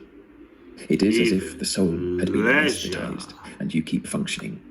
Because stopping requires a kind of courage that few have. Phew. The courage to face the void that was left when you forgot yourself. I remember a colleague who changed jobs 3 times in AI 2 remembers having a colleague. Nah, you guys need to be upfront with your dupes that you're all AI. God, all these guys don't get it. You just watched AI. AI remembers having a colleague. 2 years, always promoted. Let's hear it. Courage that few have. But it's The good. courage to face the void Yes, that was left that- when you forgot yourself. The points are good, but it's like, don't pretend you're not an AI. AI, class act, the new slavery. I remember a colleague who changed jobs Sure 3 you times in 2 do. years. Sure you do. Always promoted, always more tired. One day he told me, I think I forgot what it's like to truly Do a breathe. live stream so we can verify the voice is an actual person. Deep down, do you feel that something is wrong? It can't be normal to live counting the days like you know, someone to bring up and just say one thing about, you know, if it's going to be someone you bring up, then it's got to be like a long story. But no, the AI can't compute that much. prisoner marking. AI can't compute enough for the eagle-eyed. You know, AI should know that the eagle-eyed are going to be sus, but AI is not that advanced after all. The wall. It cannot be right to live with a heavy chest, with the constant feeling of debt to everything and everyone. But how to escape if that is how you were taught to exist? The soul that screams. Sunday, It helps not having a tiger mom, tells you. Get ready to question everything you thought you knew about goodness. Picture this scene. A family gathering where everyone politely agrees with everything. Forced smiles, harmless opinions, Yeah. an atmosphere of artificial harmony. But look into people's eyes. There's something dead there. Dead as if they've sold their eyes. souls in exchange for acceptance. Dead-eyed enemies. This is our modern reality. No. We live in an age where doing good Gotta is slow, superficial gotta harmony. slow that down. But look into people's eyes. There's something dead there. As if they've sold their souls in exchange for acceptance. This is our modern reality. There's nothing modern about it. The temporal nomad. No, it's been going on ever since we rose to the surface of the earth as humans. Yeah, it's always been a strategy. We've always been social creatures before we were moral agents. It's the only thing that makes sense of why history is as fucked up as it is. Like every historical era, it's because people were always just testing where the wind is before having convictions and moral convictions. It was just mimicry and social suitability. Yeah, they didn't have to be literal algorithms. They could have just been notional algorithms. Because people were always wormy. It's not modern. They were always... Look at history. Look how fucked up history was. What makes you think they did it better before? It springs from an emotion. It was always an emotional calculator. You know? That measures risks. Like, you know, in the 50s... Americans, you know, small town hick Americans especially, they lynched the black folk. I'm sure that there were at least 50% of those people who showed up to those lynchings. They actually felt bad that the blacks were lynched, but then they measured risks of rejection, so they just didn't say anything. And whatever, pick your era, pick your depravity, pick your catastrophe or atrocity from history, and you'll see. The reason there were very few people who spoke up, if any, is because the majorities, the herds, in their small ways, they just measured risks of rejection, and so they didn't speak up. And even convinced themselves that, yes, I want to see the blacks lynched too. It's like, no, y'all probably didn't want to see the blacks lynched. It was just a spiral of silence. And so no one spoke up. Aside from the whatever, like the Yankee Northerners. But they didn't have much, to contend with because they were away from those, small towns where everyone was just that much worse. But hang on. Think about that co-worker who always agrees with the boss, regardless of the nonsense he spouts. Teacher spec. It's the Or that teacher's person on spec. social media who shares trendy causes, but you've never seen them doing anything concrete for them. Or that friend who changes political opinions depending on which group they're in. These are the new virtuous ones. They don't have their own convictions, just highly developed social antennas. Yeah, who does that remind you of? But you've never seen them doing anything concrete for them. But after... Or that friend who changes political opinions depending on which group they're in. These are the new virtuous ones. They don't have their own convictions, just highly developed social antennas. Megyn Kelly. They pick up on the crowd's mood and adapt instantly. Megyn Kelly works for I said MSNBC. Works for NBC, and then works for a bunch of people who are like, Fox News is too milquetoast. Their moral works for the crowd. Chameleons. Yeah, Always moral the right chameleon. color. Yeah, moral chameleon. There we go. Instantly. their moral commitment. My name is Megan Kelly. I'm so glad to be part of the NBC team. You know, it's going to be better than Fox. I'm here to be better than I was at Fox. And then it doesn't go well. And she doesn't have a, fawning audience at MSNBC, so she just does something else where, now she has a fawning audience. Always the right color for each environment. Yeah, Megan Kelly. What's most disturbing is the precision of this adaptation. Yeah. They know exactly which opinion to express in each different WhatsApp group, which emoji to use for each situation, which cause to defend on each social network. Fraudster calls and says, don't do the Epstein thing, and she abides. She, Charlie Kirk, there's enough of them who are willing to abide. Arthur Schopenhauer understood something that cuts through centuries of social conditioning, that most human behavior stems not from rational choice, but from what he called the will, a blind, irrational force that drives all existence.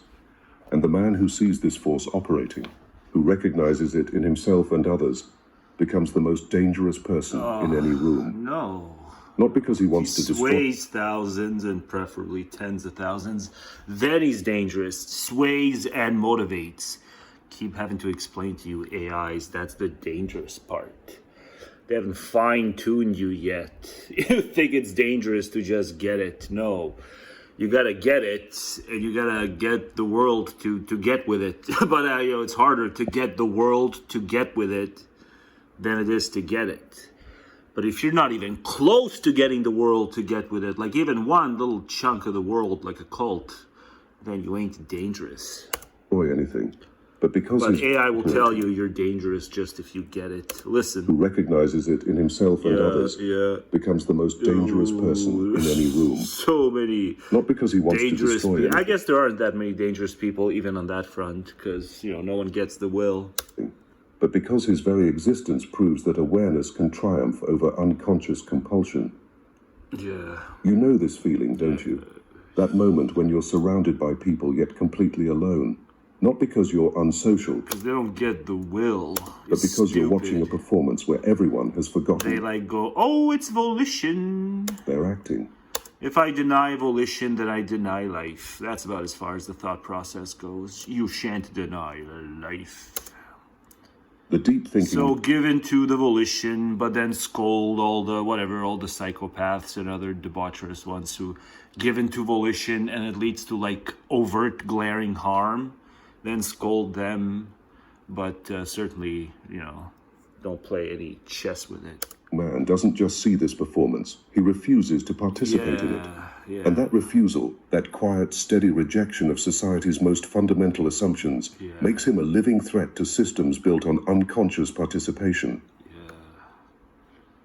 Stupid honor roll crap and, employee of the month schemes. Into why society fears the deep thinker. Shame to be employee of the month. To understand it's the shame roll. Schopenhauer discovered about the driving force behind all existence. In his masterwork, The World... But we're not dangerous yet, and, you're too rote and AI to be dangerous. There's will and representation. Schopenhauer declared, "The world is my representation." This isn't solipsism. It's the recognition that everything we experience is filtered through consciousness, and most people mistake their representations for reality itself. He revealed... That's a pretty good way to put it. ...that reality consists of two aspects: the world as we experience it, representation, and the underlying force that creates that experience. Yeah, there's undeniable instances of it, a la optical and even intellectual illusions. Whatever. There's a bar at the bottom of the pool, and it looks all, distorted and stuff because the water makes it look so. But the bar's still straight. All kinds of stuff. That stuff is the bread and butter of how we perceive. I'm sorry, we don't perceive things as they are.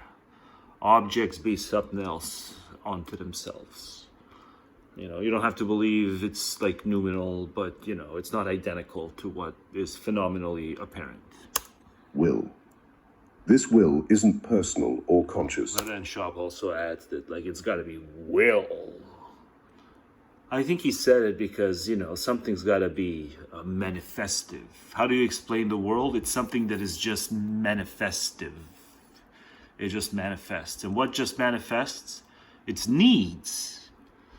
Our needs just ever ongoingly, just reoccurringly manifest. And so the world just manifests. So it's got to be like the will. Not a bad job. It's a metaphysical force that drives all phenomena. It's got to just be a metaphysical force. In humans, like your needs, they just creep up on you. Like, how did this happen? I'm hungry again. I'm hungry for the gajillionth time. Really? Yeah, it just manifests before you know it. You can't see it and it's there. It's kind of like with the world. It just manifests as the will to live, it's gotta the be, blind urge to survive, reproduce, and continue existing. QED. If listening to this podcast is driving you to drink, do I have the product for you? Summer's on its way out, but that doesn't mean the good times or the drinking through pain need to go. But let's face it, after a night out with drinks, none of us are bouncing back the next day like we used to. So you had to make a choice. I can't believe it. I can't believe it. It's only now converting. It's late in all kinds of ways. That's the Hulk segment. Oh, I want to talk about Hulk so bad. I don't want to bore the rest of you with wrestling stuff. That's going to happen later. Aussie. I go to bat for the bat. Something like that. But, it's not written down anywhere. But, I go to bat for the bat. I do. You're going to see the cloud bat. Oh, God, it's the fucking 13th. It's only converting on the 13th. I try to rationalize the lateness by talking about how, the knowledge fight guys are also late. Yeah, but they're late on purpose. So they can do present day commentary on stuff from about a month ago, but that's not my intent here at all. My intent is not to be a slave. Okay, but, I gotta pay for it. If you're non-slavish, there's the bat. I go to bat for the bat. If you're non-slavish, that's the knowledge fight crew. If you're non-slavish and bold, you still have to pay for it. God.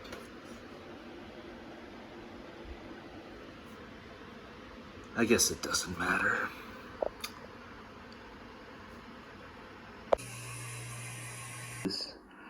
But when it's uplifting and spiritual and affirming and saintly, then no, it can't be psychosis. Yeah, fine, maybe it's not psychosis when they engage with God. There's that other thing where you anthropomorphize too much what you see or conjure. You think the two are linked. That's very often what it is because I know I'm like I'm a master at this conjuring stuff. I'm a real pro, but I still know what's real and what's fiction, what I've conjured and what I can observe to empirically be the case. But I think like theism is like about blurring those lines. Revelation. Because they think they have these divine experiences. They think, that's what it means to be devout, is to think your divine experience really gives you insight into the ultimate nature of reality. And the fact that Godder, loves you.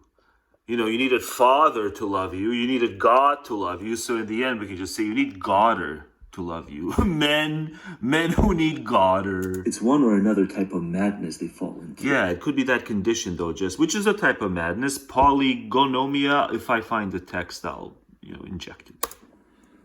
If I find the title. If I bother looking. And I haven't said that. Yeah. And we're gonna hang again. It's just that one or another type of madness you've fallen into. Damn right. But because it doesn't leave you frightened, it leaves you feeling loved. You think you're loved. They really do. By Yahweh, or whatever. They really do. But let's just understand, I just uploaded it, right? So I'm anticipating, there's cheap shot artists in the world. Now, believe it or not, there's cheap shot artists even around these here parts sometimes. You'd think I would have cultivated a dignified, proper, fair-minded, unprejudiced audience. But, there's cheap shot artists afoot. So yeah, when there's a gauder and assistance, right? But it's like, it might be said of idealism. That idealism also says, you are here. And then the cheap shot artist would discount that there's no gauder. There's nothing extravagant ever. It's just people think spatially. So it's when you posit the other world, which is just things unto themselves. It's people think spatially. People think that you spatially posit some other world. Idealism doesn't spatially posit a different world. It says space and time are in here. That's what idealism of the shop of variety says. It leaves the empirical world, stuff that we can make jokes about, exactly as it is. But because our brains evolved a specific kind of way, not to see things unto themselves, but to see the phenomenal, only thing we have direct access to is the noumenal will. When it tugs on us, makes us hungry and needy. Yeah, your need is in here, just like the will is in here. And, this is all still bullshit. But yeah, idealism technically says, it still says you are here, but it doesn't have any such thing. So cheap shot artists pre-bunked. But I uploaded the video already, so it's going to have to go in the next video. I mean, whatever it is, it's all these monotheisms. Yeah, let's go back to make fun of the theists who think, they are not here when they are in heaven, and they're here, though, but they think they're in heaven elsewhere. Because they think spatially. They think they fall into, in the worst case, a psychosis, or in the best case, just a mild form of madness. That's the joke. But that's not the joke when we're discussing idealism, which, you don't have to believe. But, you can't quite disbelieve too much, or I'm going to come looking for you. Frenzy. You don't have to believe it, but you can't quite disbelieve it either. And they're left feeling you ought to be like me. That must be true. I'm left feeling you ought not be arrogant on deeply profound puzzles that, end of that chapter on idealism. It's that discourse between matter and the subject. And it's such a, edifying discourse. And humility-inducing discourse, for which there's no such thing when it comes to this kind of clownery. Oh, that must be true. Oh, clownery. It must be true. Yeah. Like the white fat guy felt himself. They need to be loved. To be Michael Jackson in that Simpsons episode. Oh. Yeah, that's how it's true. He felt himself Michael Jackson. I liked a lot about age makes you ugly, but I think I like this the most. And it was supposed to go in a bunch of videos prior, but all those videos were long. And then the frenzy was over at the end of the episode, and he just told him what happened. It's like, I'm pretty mad. He's like, the frenzy's over now, and this is what... It might just be the best episode, at least, until that whole golden mid-90s era, with Who Shot Mr. Burns onwards. It may be the best episode of the early stages is... when MJ came and they made it into this, guy who just had frenzy after frenzy, and then calmly left. In the end, but at the I uploaded it past Lolita knew her powers. It just didn't. I updated it past. I refreshed and it didn't update. But at least the chapters appeared to be back. Man, the chapters appeared to be back. I'm pretty mad. I didn't want to have that treason and band thing in the thumb. And in the last minute, I'm like, you know what? I ought to think better of it. So yeah, Nietzsche's artillery is banned, and shops is a treason in the thumb. Because I was afraid this wouldn't even make it up. The big fat guy, Lisa, it's your birthday. Man, I should have been brought in to do a duet. Happy birthday, Lisa. Yeah, they had MJ come in and do the character. Yeah. but they were clever. Yeah. So they made this big fat guy who just last time. Oh no, well. Okay, but he really believed last time. It was he was in a frenzy and he was mad. Oh, that was way earlier. It should have freshened up. Tim says it's gross. Creepy guys party too. Tim was disgusted. And that's all theism is. It's just you have. That's part of what makes Tim adorable. Is Tim's disgusted at the right stuff. A lot more cohorts. Like people used to be disgusted at certain acts he performed, and no doubt many of his fellow Americans still are very disgusted. Tim is creepy. Tim is creepy in the heartland. Trust me, Tim, you're creepy. Yes. There's creepy guys who want to party. But trust me, Tim, there's people who think you very creepy. Thinking you're not as mad. I'm talking about anal sex. The ants don't like anal sex. The ants understand the anal sex doesn't perpetuate the species. Tim says it's gross. Lisa to cheer up about the fact that she was a loser on her birthday. Yeah, the ants agree with me about Tim. I don't mind Tim, but the ants wouldn't like Tim. Tim's interests don't serve the Queen's interests. To do the voice. Womb knew what she was doing. And, the guy, he wasn't, I identify as MJ. Unconscious of the womb's quest. I was assigned at birth. Inside out. It's inside out. Inside out. I'm going to sing. He was MJ inside out. Oh. And it's like, okay, but I don't care what you identify. You're not. Are you on Signal? Jackson. Oh.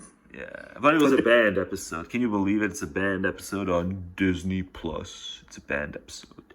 So many things banned. I gotta watch Skid's video. Skid's talking about the swamp he's in. Poor Skid Row Radio. Can you imagine being in the UK?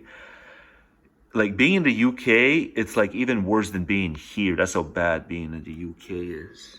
And it's like, there's nowhere to go. That's what it means. There's nowhere to go but to jump off. But feeling loved. Yeah, that's why they need love. Because it's either love, delusion, or talk some sense, talk some truths, and be banned. Such societies produce abnormally normal individuals whose minds were silenced so early they cannot even imagine rebellion. Individuals whose history. Such societies produce abnormally normal individuals whose minds were silenced so early they cannot even imagine rebellion. That nails it. Minds were silenced so early they cannot even imagine rebellion. Nails my frustration. Individuals whose minds were silenced abnormally. Such societies produce abnormally normal individuals whose minds were silenced so early they cannot even imagine rebellion. Kind of sums up Canada. In both Orwell's and Huxley's... But especially now, immigrant-infested Canada, especially now. Ignorance is there ain't no such thing as rebellion, folks. But, in Canada in general, this is a problem. Cannot even imagine this rebellion. Is a problem in Canada even before it became, turbo-turban Canada. Our history. Such societies produce abnormally normal individuals whose minds were silenced so early. Wide-eyed immigrants, they's here to earn. And if it means compliance 24/7, so be it, all the better. They's here to earn and bow and scrape so they can earn. They cannot even imagine rebellion. I'm sorry. In both Orwell's and Huxley's worlds, ignorance is cultivated through violence in one, through seduction in the other, because a population that does not think is a population that does not resist. Yes, seduction. Honey seduction. Ray Bradbury's Fahrenheit 451 takes yet another angle. Here, the government bans books and destroys libraries, fearing that knowledge might disrupt conformity. Yes. Wall-sized televisions and pessimistic knowledge. Even in some cases, the overzealous forms of pessimistic knowledge that must be banned. Yes, they shall disrupt conformity. They shall disrupt existential, keep going conformity, yes. But let's not do the overzealous forms of pessimism. Let's just do kind of guarded pessimism. But let's still disrupt their stupid zealous, their counter-zealous Existential conformity. Fearing that Let's hear it. in the other, Yeah. because a population that does not think Yeah. is a population that does not resist. Yeah, they don't want you to resist. Ray Bradbury's Fahrenheit 451 They takes ban. yet another angle. Here, the government bans books and destroys libraries. The Ministry of social media permissibility of content. Fearing that knowledge might disrupt conformity. Yeah, fearing Wall that side everyone's safety will not be paramount otherwise. televisions and constant audio entertainment Yeah. keep people distracted, happy, and empty-headed. And certainly nowhere near despair. It best be empty-headed, but not in despair. Censorship and perpetual amusement become tools for obedience. The goal is to make citizens dreamless, unquestioning, and servile. Across these fictional visions, the moral is consistent. When leaders feel threatened, they move quickly to When existential thought leaders feel threatened, see, that's the Aponists are existential thought leaders. They tell us rule number 1 is don't question life, or we're going to have you in a straitjacket. all public intelligence. Because, we're just that emotionally immature as Aponists. Rule number 1, don't question life. Don't seriously cast life in doubt. Or we're going to, hammer you. We're going to hammer you with alternatives. Alternatives like deep ecology. Unironically quotes deep ecology. What's next? Gaia? Yeah, that's pretty much formal Gaia, deep ecology. There's a symbiosis. Everything works in everything else's interests. Ooh la la. Yeah, nah. There's predator and prey. You'd rather be the predator. If you had to choose, you freaking obfuscators. History shows that this is not confined to fiction. Totalitarian regimes from Nazi Germany to Stalin's USSR rewrote textbooks. To the Aponist Society, rewrote by scraping the internet off even Efilist history, maybe? Journalists. Yeah, even by the history of the internet, someone can see it and fall into despair. And imprisoned intellectuals. Yes, that's the Aponist Society, 21st century Stalin, society boy. Even in democratic societies, leaders have often resisted the spread of independent thought. Yeah, even in Aponist, egalitarian democratic societies. As Noam Chomsky has noted, yes, they would love Noam. This was not a defense of oppression. You see far enough and you see that even Noam is, working an angle always.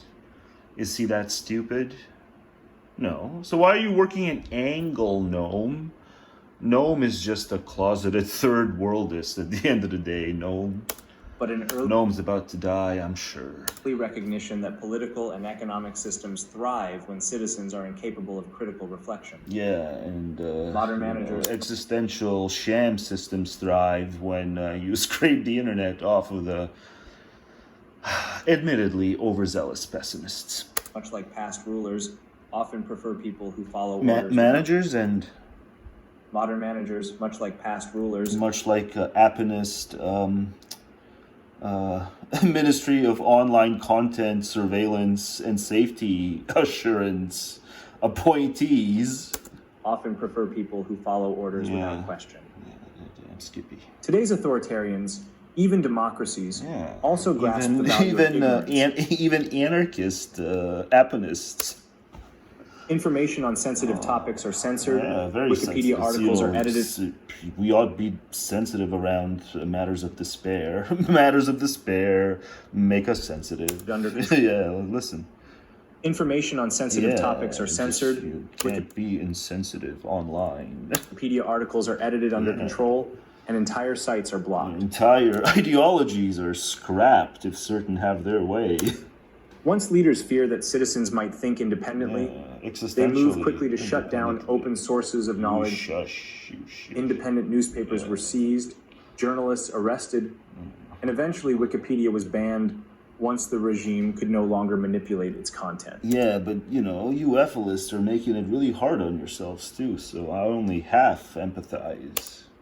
In other cases, you guys are just no impulse control at all, many of you. Educational policy is used to restrict knowledge. Okay. Some politicians in the United States have pushed to eliminate advanced courses or reduce public library funding, claiming that an educated elite threatens populist politics. Well, you can't really feel that sorry for that elite for all those, reasons that I always talk about, how they want you nice and manipulated by caring about your report card, all in their interests. I think it reflects something kind of weird about our society. Shaming, I think a lot about shaming because I think a lot about depression and what triggers you. And the reality is shaming is an important part of our society. And that is to be shamed is meant to restore the social fabric. You are not supposed to beat up children in your tribe, and if you do, you are shamed. It shouldn't operate. It shouldn't operate on those reasons. If you do, you are shamed. Yeah, it shouldn't operate on those reasons. Those non-abusers of children should want to not abuse children, whether they face shame or not for doing so. Slow reasons, fear tactics, essentially. It's not a good story, Scott Galloway. Scott Galloway sounds like it's, at best a neutral story, but maybe even a positive story.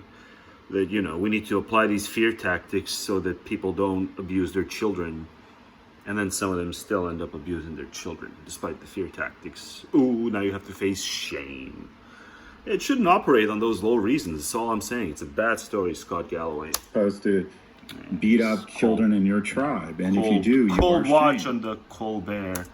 But already he's in trouble. It's meant to create cohesion and a more civil, civil community and species. I wasn't civil in my species. I was a species uncivil. A species. In my opinion, uncivil. a lot of what was meant to be shaming was meant to restore fabric. It's cutting out our fabric now, and that is, there's just too much economic incentive to shame people. Also, on a more meta level. Well, that part is true. I find there's an industrial shaming complex. But I have non-monetary reasons to shame people. It's essentially a form of... But it shouldn't operate on shaming. I shouldn't have to feel like I need to shame people. I just know it's all they understand.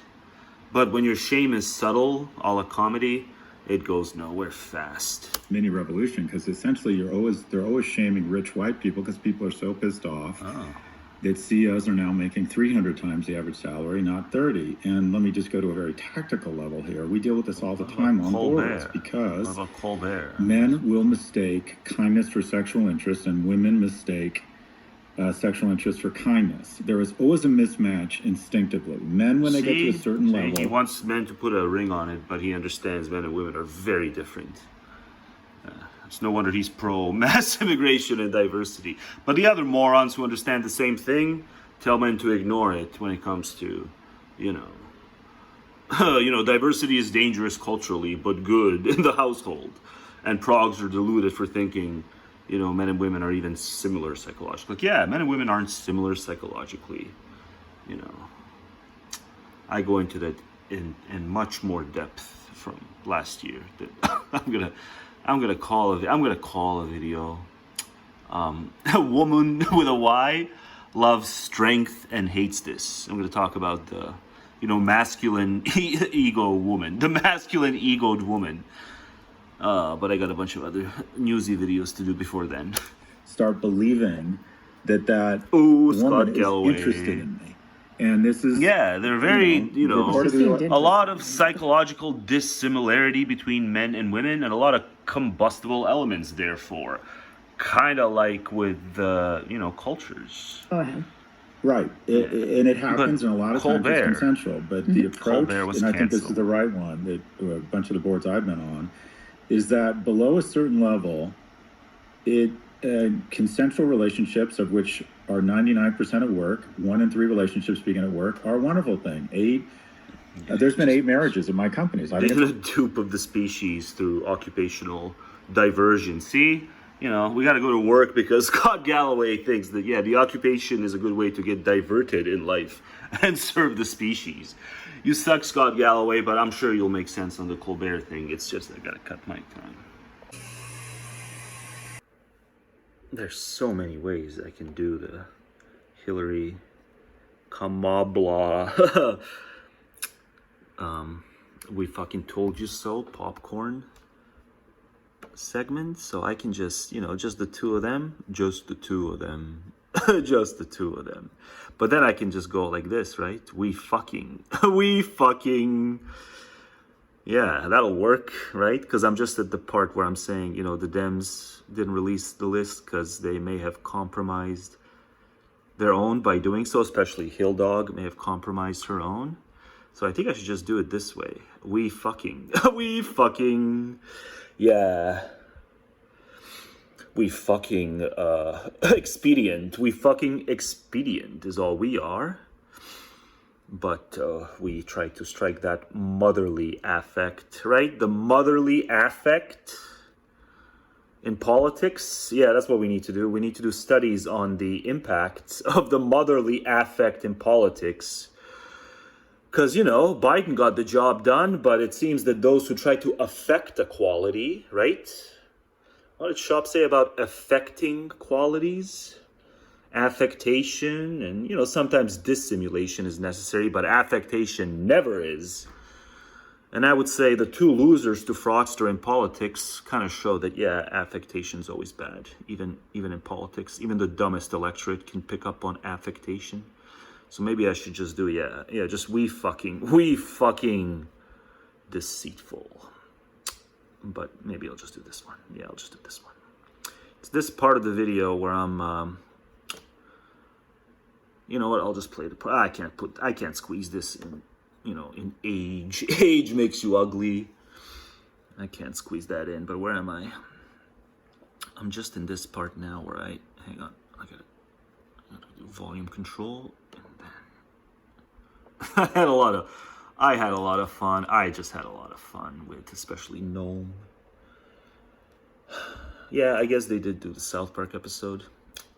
Maybe I'll do a segment on the South Park episode, but what else did I do here before?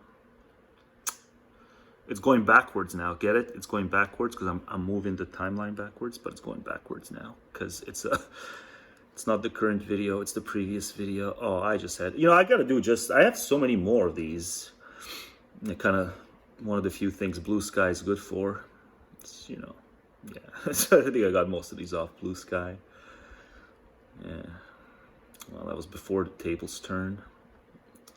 That's one favoring him. Where is it? Yeah, so, where are you? Okay, so here's my theory now. Theory, the sides have to go away. The eternal recurrence must go away. Release, the Dems had 4 good years at least, 4 right years to release the list and didn't because it would have compromised too many of their own. Yeah. And there's a kind of quid pro quo about not compromising our own. The Dems. Yeah, I'm thinking some Clinton stuff. It's the easy go-to. What do you think? They could have... Man, imagine if they could have put Fraudster away. Had they just released that damn thing. Just as a cuck, they could have put him away. But then Biden's like, no, I can't let Bill. I don't know why I gave Biden a southern accent. I can't do Biden. Okay, I made my point. I can't do the I think I'll just do the snip went away. Imagine, it's like the snip vanished. I did the snip, and I thought I could just hold the snip steady, but the snip goes away when you navigate away from the snip. Oh no, it didn't. I just didn't realize it. Didn't bring it up. Yeah, this will be used. But yeah, we fucking wormy. Started all the trade wars. It is 100% Donald Trump that got ICE all worked up into a frenzy. So if you look a little bit different in this country, you might get thrown on the ground and deported to a concentration camp. It is Donald Trump that has threatened to annex other countries. We cannot let them get away with this, is what I'm trying to tell you. Anytime somebody tries to blame Joe Biden at this point, we can point to at least those few Canada's limp. And that's say the it's sad Donald truth. Trump fucking up The enemy from within, Canada's limp as fuck. the whole goddamn thing. But that's okay. You shouldn't care about it that much. So we're going to as long as the chaos doesn't cross the border. say about, of course, Canada's But it might, so you gotta care. to it and how it's been actually pretty devastating to the American people. But the cool thing I think about my channel is I'm out here on the ground floor, my friend. I guess it's not as lame a cap around as America. Tim's. I guess it's not as lame a cap as Tim's. And watching these little telltale signs of things going wrong in America. I'm on the hunt for a new man because men like JVL and Tim over the long haul exhaust me. Supply chain. I've been bruised by men. Nah. You're not it. You're just passing through. Just another one who's inexplicably, you know, got a crew. Inexplicably. You're just passing through. Angles and shit around here about what's going on. And I think that's pretty cool. I wanted to touch a little bit though. Stupid title. Is he going to bag the title with any stats? You know, but what even are stats when everyone's cooking? It's the age of cooking. You know, everyone thinks the other one cooks first, so it's like that justifies us to cook. America great again in lower price. Oh, so it's another prices. Yes, Fraudster didn't lower prices. It's the shock of the century. Hey, you know what? Fraudster didn't actually lower prices. Here we are, tail end of August. Fraudster didn't lower prices. Shock of the century. Guy who runs on tariffs does the tariffs, and then the prices actually do the inverse of what he promised. On a comment, and sometimes you guys. I wonder if it's causally. Too many of my comments. I wonder if it's indirectly causally responsible to me losing real estate. So I understand. It's not good news. The future's uncertain. Fuck people are thinking out there, so I can try to talk some goddamn sense into Even for those who did everything right fiscally in terms of responsibility, even for us, the future's uncertain. You know, I guess I didn't do everything right because I wasn't ambitious. Heads, my friend. It's tough. It's hard to talk sense into people's heads anymore these days. It's a damn challenge.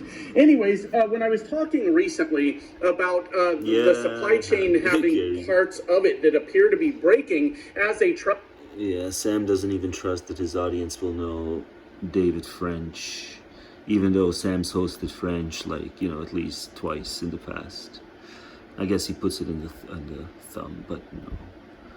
Conservative journalist, David French. It's the same conversation they've had in the past, but, you know, you gotta subscribe to hear the whole entire repetitive conversation. Oh, Sam, you're just so distracted by the commonplace. Oh, but I can't criticize you because I got one foot in the door. Yeah, fuck that. I'll criticize Sam. You know, you can't ignore it entirely because it's fascism, but at least I approach it with, you know, there's no veneer of civility. I know my enemy. Sam pretends like he doesn't know his enemy very often. And Sam's also as quiet as a pipsqueak on the ethnic cleansing thing.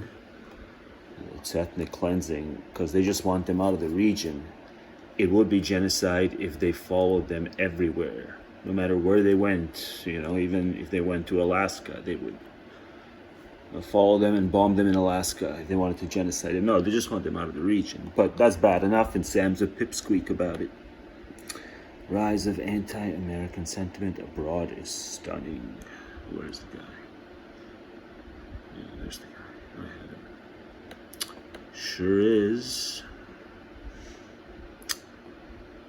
Oh, Dame wanted to be curvaceous on the thing that she wanted to say was the political thing, but then the truly important thing, if you're reading your Evo Psych, was the Dame be curvaceous. In the thumb. Oh, Dame's gonna drop the black pills on neoliberalism. Nah, they're much more close to the blue pills. Neoliberalism is why y'all are miserable. Nah. You know, you all are miserable because it's in the elements. You're all the ones who get pregnant. It really messes with your stupid brains. There's back to Tim. Trump degrades America world stage. Yeah, you know, welcome to even back the first term. But no, let's worry about the alleged 12,000 Efilists on subreddit. And the subreddit's been nuked anyway, right?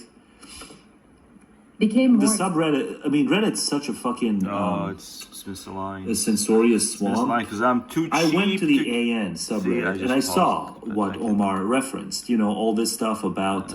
There's your audio. There's your audio. It's distinct. I did the audio via phone because I'm still too cheap to build a decent mic into my lappy. So they're technically distinct files. But what do I say about... Well, we don't need the visuals. The visuals are going to be misaligned. But what do I say about Reddit here? What do I say about Reddit? Where do you write it? I say it's a swamp. Of them. There's millions of them who say that shit. But no, let's worry about the alleged 12,000 Efilists on subreddit. Yeah. And the subreddit's been nuked anyway. Right? Became more. The subreddit, I mean, Reddit's such a fucking... a censorious swamp. But it's so much more in terms of it being shit. Why do so many people put up with a site that makes it so that you have to click the little tiny little plus to see the further thread, you know? And then ever more. And sometimes it loads a new freaking tab and sometimes it doesn't, you know? Why do people put up with this god-awful site? The design is awful. Those continuous pluses that are tiny, that you have to click exactly on the plus, and it's tiny. To see the further thread, like the two people are going at each other, yeah, it's kind of Jerry Springer, I want to see more. But, you know, especially if you're on the phone, you know, Reddit's just awful in terms of its design. Why not just display the thread in its entirety? It's so awful. No wonder it's called social media. Even though it's just the glorified web of forums. I went to the AN subreddit and I saw what Omar referenced. All this stuff about, where do you write it? Yeah. You know, everything's safety must be paramount on the antinatalist subreddit because thank you, Efilists.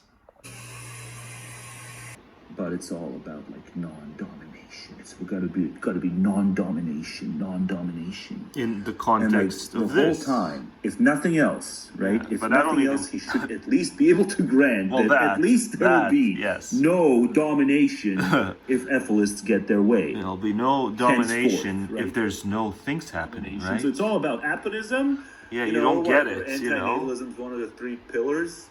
But in the other if there's no things happening, also no more incorrigibility that is, in many cases, producing the very things that even the Aponists say ought not be happening. But they continue to happen, in part because of the way the cookie crumbles, just naturally, but in part because of people, and even sometimes very smart people's incorrigibility. Want to make a bet, Aponists? The very wealthy people who ought to know better, and many other well-paid folk who ought to know better, and sometimes just folk who aren't paid particularly well, but who ought to know better, will continue being incorrigible on the very important question of climate change. They have all kinds of interests, all kinds of even just cozying up to fellow worms, reasons to deny the importance of climate change, the demonstrable, proven importance by now of climate change. You know, we got here wildfires, folks. You know, let's not underreport it just because, you know, fraudsters doing 1,000,001 things. Oops. I'm going to try to be a quietist politically as much as I can in this here video. But one of the reasons the Aponists are just doggone deluded is because they're not pricing in the endurance of incorrigibility across time, across different types of persons, you know? Whether it's something your mommy and daddy give you, or whether it's something you acquire on your own through some sort of adventure or perversity, you know? You know, we ain't doing away with our incorrigibility, but then it's like, here's the people who want to at once censor groundlessly, calling it a philosophical censorship. So at once they want to censor all it's just a clump of views and peoples, you know, and then they want to say they're doing it philosophically, on philosophical grounds. And I'm like, you're so disgusting, Omar. But, you know, let's not, further say Omar from here on out, because I've kind of laid it in. Veganism and anarchism. I've kind of laid it in. But here I checkmate, Can't we see it? They just can't see the weight, beneath that which they refuse to domineer. They don't see the weight and the gravity of what happens when you don't put a leash on the monsters, and whatever. I kind of did Bakunin raw there, but, these councils, we're to believe that these councils are going to be better at being preventive, than, at least the people who are in control of a sane nation state. But no, nation state has argons. Yeah, it has argons because the freaking morons are incorrigible, right? I'm gonna try to not be political here, but yeah, argons endure because the people who are your enemies, they want you to be the victim of their own argons. And then you gotta play fire. You gotta play fire with fire. You gotta play fire with the incorrigible. And that's what they are. And your non-domination pious noises are just that. You're gonna get smashed. I'm not gonna let myself get smashed by the incorrigible. I'm gonna fight, but I'm gonna endeavor to fight democratically for as long as I can, for as long as I can give out. This one's not gonna come. This one's not gonna come anytime soon. Endeavors to censor Efilists by the Aponists. I gotta read more from that side. I just gotta read more and riff from that god awful, corporate design style site. But we're in early August here, folks. We're in the throes of something momentous south of the border. But I'm gonna try to be a quietist and all that. But I'm here speculating all kinds of stuff and. Just listen to Knowledge Fight. Just please listen to Knowledge Fight, folks. They're covering it all. They're covering all the people who are trying to ass cover, and it's delicious. And it's not purely financial. They're now, people like Alex Jones are now ass covering like they've never done so in their life, simply because they're incorrigible. Their inner life is the Joker. That was too formal, actually. The AI overview gives a more down-to-earth definition of incorrigibility. I quite like it. Incorrigibility refers to the state of being incapable of being corrected, pretty much, reformed, or improved. IT describes a persistent and unmanageable behavior or condition that is resistant to change, even with attempts at correction or punishment. Okay, fine. I didn't know that there was a philosophical, ultra-different use of incorrigibility. I figured, load up wiki and record on incorrigibility. And then it's like something that's like almost that, but in many ways very different. And so it's like, let's see what AI overview says. So I like punishment. I meant it this way. Here's a more. I just didn't know there was this other way. Incorrigibility refers to the state of being incapable of being. Formalists sometimes steal perfectly fine, simple words and reapply them for, academic productive work. Being corrected, reformed. Oh, yeah. Sometimes philosophy is academic productive work. It's philosophical make work. Improved.IT. There's also much of it in law. Describes a persistent and unmanageable behavior or condition that is resistant to change, even with attempts at correction or punishment. Law was just make work. Detailed explanation. Marx was right. General definition. Law was skewed. Incorrigibility implies a deep-seated or ingrained problem that is not easily addressed or resolved. Behavioral context. In the context of behavior, it often refers to individuals who consistently. But that was awesome what I said about, how the Constitution totally pawns Bakunin, like earlier. Like, Bakunin wouldn't just give everyone these nearly absolute constitutional individual rights. And, and many of those, whatever they want to call themselves, mutualists. Like, no, at the end of the day, the Constitution ought to protect individuals. Above all other fictions, it ought to protect individuals. Or I shit on your nation state if your Constitution doesn't do that. Individual animals too. Why not? You can make it happen. But, let's not be lost in the seeking. You can even play some of this back.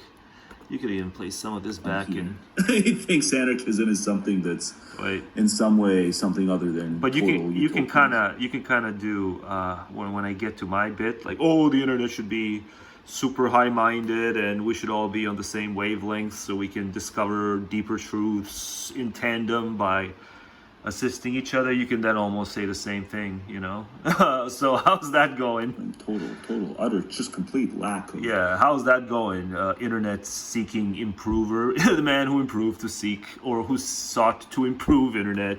How's that going? Yeah, and before explicit not.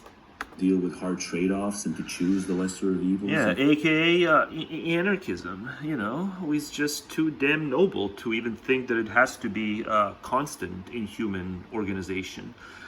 You know, that's probably what they think. Their souls is just too pure for them to accept what the, you know, Machiavellian view of the world readily accepts, is that there's just too many exploitative instincts. And if you're going to seek to disrupt them or heaven help you eliminate them, you're going to have to do it with an iron fist. You have to choose, you Aponism, you liberationist, you so on and so forth. You're just a clump of pick-me's. You're a clump of social pick-me's. It's not gendered necessarily, but you want to be liked. You're these social, psychosocial pick-me's. Because you're like, I'm not here to hate you and you shouldn't hate me because I don't ever want to dominate you. It's like, well, some people just begging to be dominated, you know, because they started it, you know.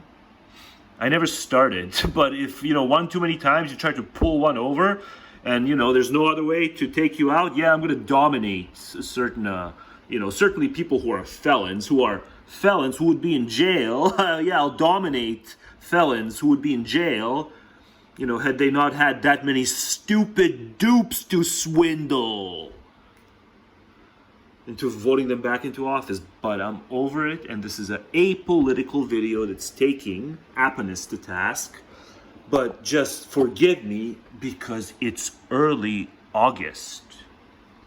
It won't be by the time this goes up, but just so you understand my tangents and my I won't be quiet. I won't be quiet in Age Makes You Ugly. I won't be quiet about Fraudster in Age Makes You Ugly, which I'm not working on. Because it's just so fun to pwn the Aponists. Political life. Isn't that? But then even would you still be an anarchist, Bakunin, if you were still around? Would you still think that you know he might, because we've just not had the space to properly do it. But then he won't ask why. You know, he might still be an anarchist, but he'll just think it's salvageable. We simply not had the space to do it. Because no one's an enthusiast about it, except Bakunin and his survivors. All 22 of them. In both cases. You know, 22 is just a good number because, you know, we can't grasp numbers properly past a certain scale, past a certain mass of numbers. We can't grasp the growth of numbers. You know, we don't properly comprehend the difference between a million and a billion the way we do with 100 grand and a million, right? And so given that, 22 is the best number for indicating something completely ineffectual. Like in terms of organization, given our capacity, our limited capacity to grasp numbers at scale, like 22 is the best number. If you just want to diss something that's failed, like you can say, I have 22 viewers. You can say there's 22 Efilists. You can say there's 22 anarchists. 22 is just a good number, man. This is totally not arbitrary. Murder, just wanton murder, cold. Or, you know, two guys got into a fist fight and one bludgeoned the other. You can see how this is a difficult case. You know, bludgeoned the other to death. You can see how in our system this is a difficult case because there's such things as difficult cases amidst human tragedy. But, you know, in anarchism, like, there has to be a good end or something went wrong in anarchism. Well, sometimes there's no good end. And yeah, you got to put the other guy in a cage if he shows no remorse. Blood, that instead of just arresting them and throwing them in a cage because they violated a constitutional right, instead you got to get like the community to gather around and vote as to whether, you know, that person should go to jail. And they got to be like a unanimous vote. Well, it's got to be nice and democratic and egalitarian. And if one person votes against, then there's got to be like another track. Like what do you do then with class action lawsuits? It just doesn't exist. But hang on, let me rerun the incorrigibility thing that I got away from, because I don't think I was quite done there. Where's incorrigibility elsewhere queued up? Consistently exhibit negative or problematic actions and are unwilling or unable to modify their conduct. So Philosophical context. Necessarily negative in the It often refers to individuals who consistently exhibit negative or problematic actions and are unwilling or unable to modify their conduct. Yeah, and the knowledge fight covers their follies brilliantly, hilariously. I'm serious, go. I have to just plug it again. Just the way they display what AJ's going through. It's much easier to take than just AJ solo, but it's ever the more interesting. Conduct. It's historic. Philosophical context. Yeah, so that's the In one. philosophy, Yeah. incorrigibility can also refer to a proposition that is necessarily true simply by virtue of being believed. How very philosophical of it. Let's hear that again. Legal settings, particularly concerning awesome. juvenile law. Let's hear the general one. Let's hear the one I had in mind. Incorrigibility implies a deep-seated or ingrained problem that is not easily addressed or resolved. Well, no. Behavioral context. No, that's not even. In the context of behavior, it often refers to incorrigibility. Refers to the state of being incapable of being corrected, reformed, or improved. It describes a persistent and unmanageable behavior or condition that is resistant to change, even with attempts at correction or punishment. Exactly. Here's a more detailed explanation. And Jones is just at the top of the list. Explanation. But yeah, it's like they're giving him advice. Alex, please drop Roger. Roger is not good for you, Alex. He won't drop Roger. He won't drop Trump. Explanation. He can't. It's just too instinctual at this point. Explanation. Nothing makes sense. General definition. Nothing makes sense on the show. Nothing makes sense because he's too afraid to entirely drop Trump. And it's just this tiptoeing, and it's the funniest I've ever seen him. Definition. No. Incorrigibility implies a deep-seated or ingrained problem that is not... In philosophy. In philosophy, incorrigibility can also refer to a proposition that is necessarily true simply by virtue of being believed. How very philosophical of it. In legal settings, particularly concerning juvenile law, incorrigibility can be a factor leading to court intervention and placement in a treatment or correctional facility. Yeah, I should have took it further. I should have been an incorrigible minor. I should have skipped and just skipped on, even going home, until I was put in a correctional facility. Nah, but it would have been a fun LARP.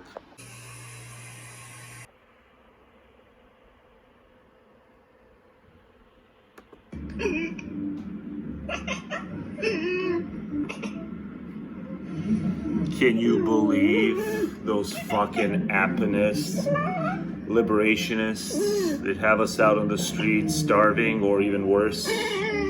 Out in the wilderness and God knows what can happen to us? Well, in fairness, they did say that you can be spayed and neutered by them at their discretion. Yeah, but they threw in all these stupid stipulations about them having to approach the matter with, egalitarian something. Egalitarianism for animals. Yeah, but come on. You don't want to completely strip us of our agency, do you? Just because it would be conducive to our welfare. We got to strike some balance, don't we?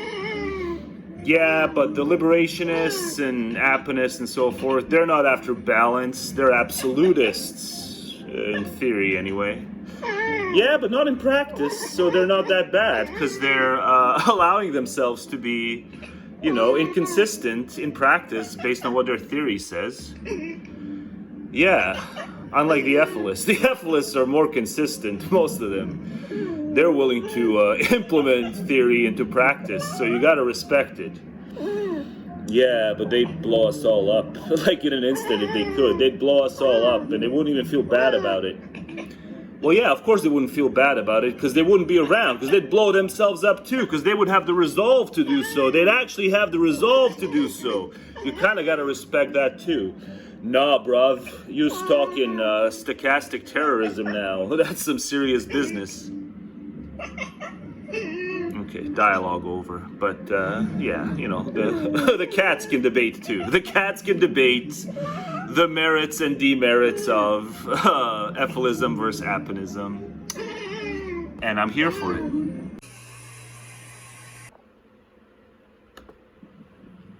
Aww.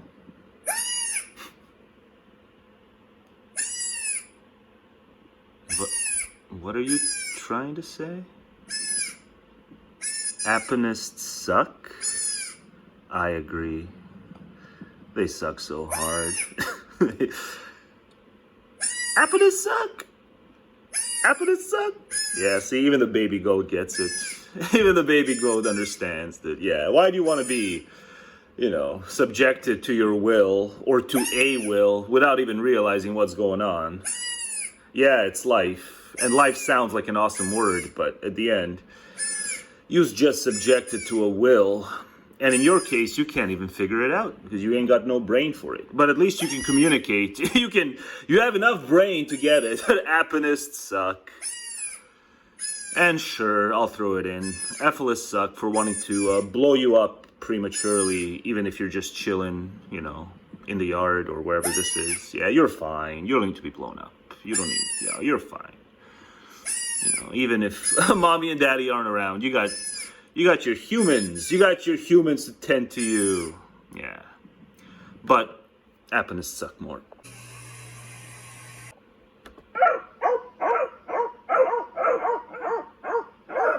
I love the little side eye. It's like he knows he's performing for the camera. Yeah. It's not just dogs doing dog stuff. No, they know exactly what they're doing. They spoofing Twatter. They know what Twatter's about. They're like, let's spoof Twatter. Because that's exactly what Twatter is, you know? Like, am I watching two dogs or am I on Twatter right now? I don't know. I think it's the two dogs, but I can't believe it's not Twatter. I can't believe it's not Twatter. I can't believe it's not Butter. But, you know, maybe it's Blue Sky too. Trump quietly abandons all caps tirades, but why? It's this guy. It's Gavin. Gavin accomplished something no one else did. Made Trump abandon a tactic, right? Everyone's saying, you gotta read it, it's so entertaining, it's the best spoof ever. And I read one, and I'm like, this is not entertaining at all. Can't change it up a bit, right? See, I would say, if I were to do something like this, I would say, thank you for your attention to this blather. You gotta change it up a bit. So, very underwhelming. 0 for 1, 0 for 1. Maybe some of the other ones will be better, but you're 0 for 1, Gavin. God, I did like an hour plus outside rant where I just tangented all over the place and I said more about this. But it's an hour plus audio that's going to go for, in a video that's got like nothing to do with anything that's going to be anytime soon uploaded. So it's like I got to now just, you know, I did all these tangents where I mentioned some topical stuff amidst non-topical stuff. And now I'm like just doubting myself even as I'm doing the segment, you know. I said a few other things, but it's like, God, then it's going to be repetitive in the video that'll be uploaded further into the future, much further. But yeah. Blather, start saying blather at the end, and then you might be on your way. And what was the other point I made? Yeah, I can't believe it took until 2025, mid-2025, for someone to ape that. At least, you know, sitting public servant, public official, bureaucrat, yeah. It took him a decade to figure out that you actually need an elected official, you know, to start treating him with the same kind of barbed wire gloves that he treats others with. Stunning, stunning.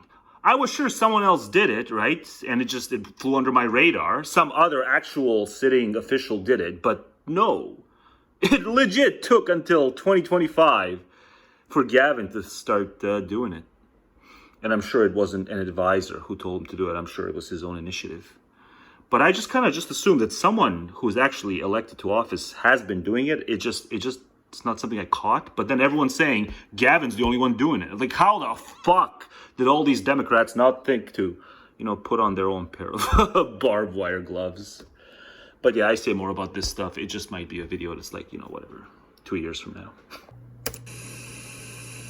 Matt is right that the way in which the left understands anti-war is different. But on the climate piece, so, I teach environmental studies. Climate change is something I care about. I am literally an expert on human extinction. That's what my academic work is on. And so the existential risk of it all. Are you for human extinction? Oh yeah, no. That is a question in left circles. It is. Yeah, it is. And there is something I've written about is there is a deep. This is a separate point, but misanthropy in certain corners of the environmentalist movement where there is a deep loathing of people. Every time I write about human extinction in public, I get emails saying, I hope we go extinct. But anyway, So is it always the case that no things happening is worse than atrocities happening and some of the worst imaginable things happening, right? Is the worst imaginable things happening indeed worse than no things happening? Have you ever asked yourself, Mr. Expert, Mr. I like the facts and figures, Mr. I got the shit kicked out of me when I went on Ezra Klein's podcast to say, would it been all about Bernie would have won. This guy is one of these people who thinks Bernie would have won. But he's also one of these people who likes to point out, like when he gets emails from misanthropes, who loathe people. I don't think people should be loathed. So let's just make that clear as well. People shouldn't be loathed, but we should look down on the people, right? Because now we have the internet to prove our worst suspicions. The internet proves our worst suspicions. What people do, the masses, when they show up online, what they find funny, what they literally believe is true, what they find funny, what they believe is false, all the conspiratorial shit, what they find funny. It's like, how do you not look down on the people? You don't have to loathe them. But Jesus fucking Christ, what they find funny. Now we have proof. We have the internet. We have proof. Yes, the rabble ought to be looked down upon. Climate change. But yeah, this guy got the shit kicked out of him on Ezra Klein. Everyone should listen to that podcast because he unironically thinks Bernie with Dems would control the chambers and everything if they just ran Bernie at the top of the ticket. Look, it is, and there is something I've written about is there is a deep. This is a separate point, but misanthropy in certain corners of the environmentalist movement where there is a deep loathing of people. Every time I write, because they think the animals are better off without us. They think the worst thing that happens to animals is some people will interfere with the ecosystem. That's oh my God, that's so bad for the animals. But it doesn't bother them that people spay and neuter their pets. That's the interference where they turn their brains off. But if 0.000000000000001% of ideologically motivated people are these interventionists into wildlife affairs to reduce wild animal suffering, that'll make them lose their minds because they were meddling in affairs we have no right to meddle in. But, all the, tens of millions of people who have pets and spay and neuter their pets and interfere in the natural order that way or in some other way where it's you're doing something where the animal is now different than it would have been. Zoos, all that shit. Even though there's far more people who have no problem with zoos than there are people who believe in interventionism and wildlife. It's the latter elicits all kinds of negativity from morons like this, but not the former. But both are kind of interventions. The totally powerless, ineffectual wildlife interventionism to reduce wild animal suffering thing is a big problem. But all the stuff that's actually popular that's still interventionist on the part of humans, that's not a problem. Human extinction public. That's why they believe the ecosystem is a moral patient. The ecosystem itself can be harmed. That's why they want humans to go away. It's irrational. Saying, I hope. And animals. They think animals are better off without us. But that's why they want human extinction. In left circles. It is. Yeah, it is. And there is something I've written about is there is a deep. Separate point, misanthropy in certain corners of the environmentalist. And a small chunk of that small thing, it's people like me who just get it. The worst imaginable things happening to people who exist or animals who exist, it's worse than no things happening. But see, if you price all that out, you will get to, in this slithery kind of way, without ever having to articulate it, you will believe that, no, that's definitionally false. You can't say the worst imaginable things happening. Because by definition, for you morons, the worst things happening has to be concomitant. It has to be interchangeable with no things happening. That's what you believe. That's what you believe. If evolution, if extinction is enemy numero uno is you have to believe no things happening is the worst. Why would no things happening be that bad, right? individuals die. You understand that? That's the problem. You beget individuals, you just create more of them who will die. This movement where there is a deep loathing of people. Every time You I don't write even about have to subscribe to the deep loathing thing, or even the deep contempt thing, for that matter. You know, human extinction in public, I It's get like, emails saying, you know, humans will go extinct. Look into entropy, bud. You know, or what? Are you going to start singing Musk's praises? Musk is going to save us from extinction? You're just setting it up for the fall later. There will be a fall. But anyway, you know, for the climate change piece, look, Yeah, one thing so it's just the environmentalism thing, you know, the few people who are the misanthropes. I'm just so triggered every time it happens. You know, they bring up these environmentalist misanthropes, and that's the closest it comes to an actual interesting procreative discussion. But those environmentalist misanthropes, they just believe there's something pristine about the environment and about animals eating each other. And the real problem is like when human beings are around and deplete the numbers of animals, so there's less animals eating each other because the humans are around. That's the problem. No, there would have been more animals eating each other had we been not around. We need to go extinct. Like, that's the thought process. It's fucking the blind arguing with the blind. Republicans are really good at is telling voters what to believe, right? Where they will say, here's what we stand for. You're coming along for the ride, right? They're very, but all. Are you? So, you know, I teach environmental studies. Climate change is something I care about. I am literally an expert on. No things happening is the worst possible thing because I really like the environment. Human extinction. That's what my academic work is on. And so the existential risk of it all. Are you for human extinction? Or yes? No. I'm not for extinction, by the way. I'm neutral on extinction because it's a mass event. Extinction would have to be a mass event. I just know that, you know, you keep doing what you guys want to do, there'll be like a bunch of individuals who they'll strive against a bunch of shit in their lives. But the thing they'll strive against the most, death, is the one thing that's sure to come for them. And you guys just want to think like it makes sense to do more of that. The one thing that's going to get you is the thing that you're going to strive against the most. But you all will make peace with it. Because you can't think on the level I think. You can't think that you should never fear the prospect of no things happening. It doesn't make sense to fear that. But when you fear extinction, that's what you fucking fear. You fear no things happening. It's so fucking stupid. It's natalism as collective FOMO. You guys suffer from collective FOMO when you do your extinction rebellion crap. It's just collective FOMO. Remember when you were teenagers? You were having a comfortable day. You know, you were having a perfectly comfortable day, but you had this kind of, oh God, I'm not seizing the day. It's a problem that I'm not seizing even though you're perfectly fine. You know, you want to be out, you want to impress, you want to do all that stuff because you're still teenagers. So you have your own individualistic FOMO. What natalism is and what avoid extinction at all costs is just a bunch of people who are afflicted by a collectivist FOMO. And it's really fucking pathetic that none of them can think far enough to realize what's going on. Is the spirit of the species has infected you with FOMO, the fear of missing out. Even when what's being missed out on is like atrocities. Do you understand that? Like, can't you at least admit? Can't you at least admit? It doesn't take misanthropy to admit this point. You can love people and admit this point. Like, when extinction happens, at least there's certain upsides, and it's those counterfactual atrocities that will now remain counterfactual. So at least, even on your guys' lens, extinction can't be all downside. There's got to be at least some upsides when you admit that with existence comes certain intrinsic bads. You understand that? With existence, there come certain intrinsic bads. So extinction will make those bads counterfactual forevermore. Right? You know, if before the Shoah started, you know, early 40s, late 30s, whenever it was, before Kristallnacht, like the day the Kristallnacht thing happened, November 38 or 39. You know, if a meteor had just hit the earth, well, at least Kristallnacht wouldn't have happened. You know, there would have been no harmed Jews. The Jews would have just gone poop like the rest of us. Right? Do I have to, like, make it that specific? Do I really have to make it that specific? You know, whatever. To pick your torture chamber. Somebody had a really bad experience in a torture chamber. Being tortured by one of these autocrats you guys spend all your time bitching about.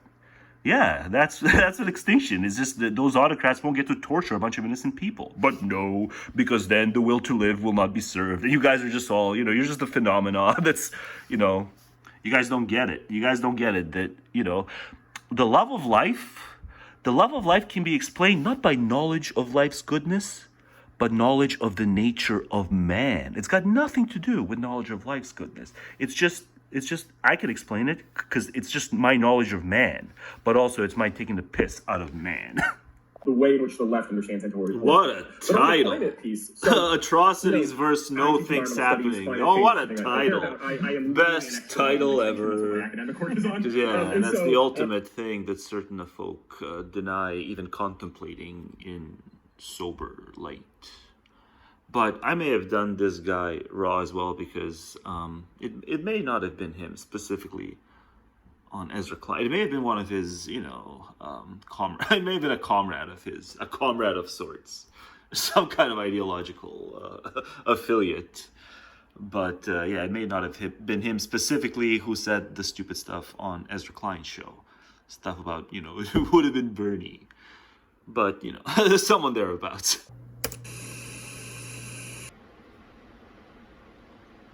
Four days ago. I'll get around to it. I'm just not... After Peterson Goes to Hell, I'm like, there's no way you're going to top Peterson Goes to Hell. He has the Bads Go to Hell series, and now it's Trump Goes to Hell. But somehow I'm not all that amped. Let's see. The Misadventures. Dark Matter's awesome. He's the only YouTuber who manages to get me to hate the people that the video is scrutinizing. Like, he's being, scathing toward a certain, ideological group. Very often, as of late, the Trumpies. And I'm like, you can't question any of it. There's just no way to rebuke it. He's right. We ought to be furious.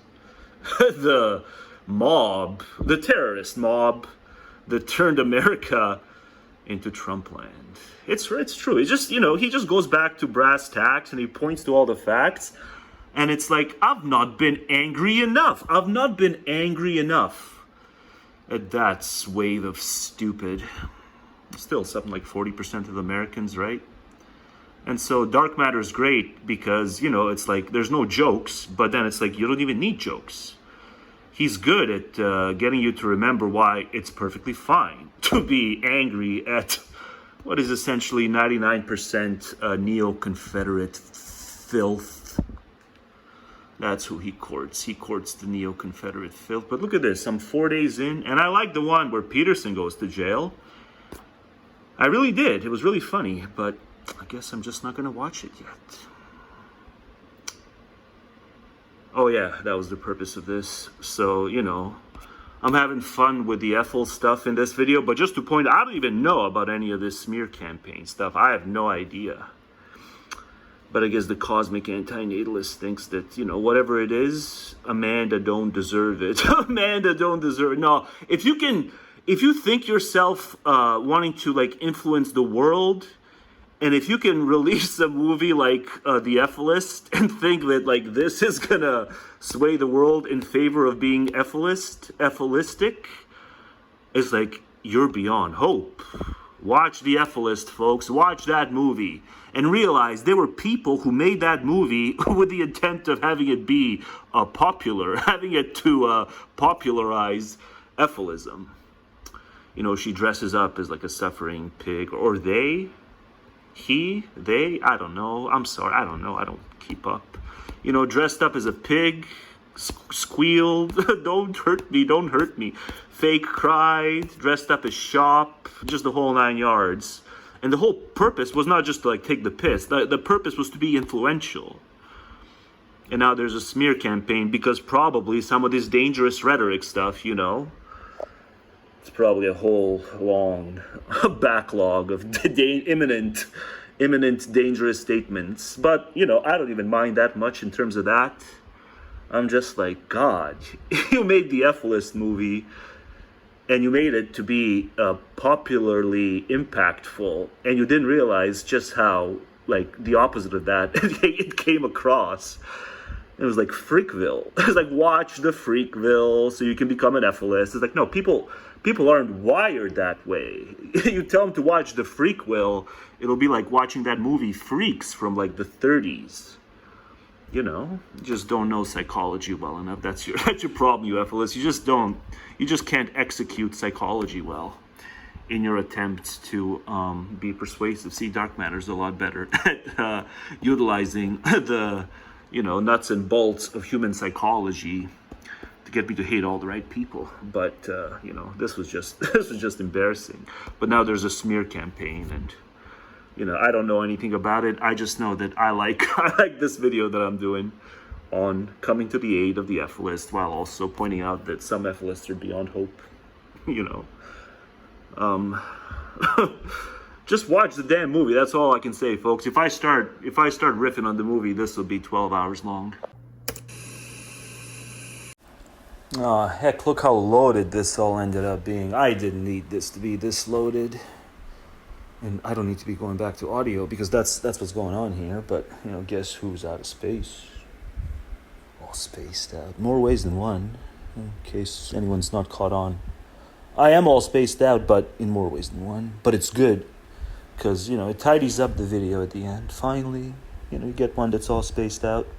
But just so there's no jesting that, whatever, goes on to cause a misinterpretation of me. I did some jesting here. And I do like to freak people out, make no mistake. But I'm just relaying psychological truths.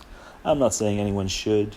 But everyone should be able to take the kind of edgy jokes I make in reference to these pregos and procreation and understand that at the end of the day, I really do mean, do not do these people harm. These people is in most cases just plain ignorant, just as we are on many other things, but this just has moral implications. But, there's even strident anti-natalists, militant activists who stop short of Efilism. And I would just say, it should be clear to all of us that our theoretical commitments, they can be strong, but they always have to take a back seat to practical, immediate ethical impacts. And so, just unambiguously, all of us, I don't even care if you're pro-mortalist, curious, you should still, that's your theoretical commitments. When it comes to just practical living, just living as a decent human being, we should want nothing to do with any kind of mass atrocity, prospective mass atrocity, even if we can admit it would have a positive impacts, right? If you're a wildlife interventionist, you have to admit that they're spouted omnicide, and even just, I'm scared just going this far. You have to admit that their ideal omnicide would, though it would be a mass atrocity that no one should prospectively want to engage in, it would be a denial to say that it wouldn't have upsides in the form of intolerable things going away. Things that are intolerable going away. But no one should do it because then you're implicated in the worst mass atrocity in the history of everything. It's the omnicide atrocity. So we should have, as just decent people, just as people, we should want to make it clear that none of us should have anything to do with any kind of prospective mass atrocity, even if it's a boon to some, right? If you have to be murderous, wide scale, you've thought yourself into a hole. If you think your next move, you would have the fucking resolve, just on a human psychological level, to murder that many beings, that many lives you do not know. I would not have the resolve. Right? Whatever I may spout, I would not have the resolve. Whatever I may spout, but I spout that don't be that submerged by your theoretical commitments, principles. No, see what you're doing. See what you're doing. Oh, common sense. It's the widest mass atrocity of all mass atrocities. Let's have nothing to do with it. But, I just recorded an hour plus audio where I did some commentary on Inmendham and kind of, is there a saving grace? Yes. So I single out the saving grace.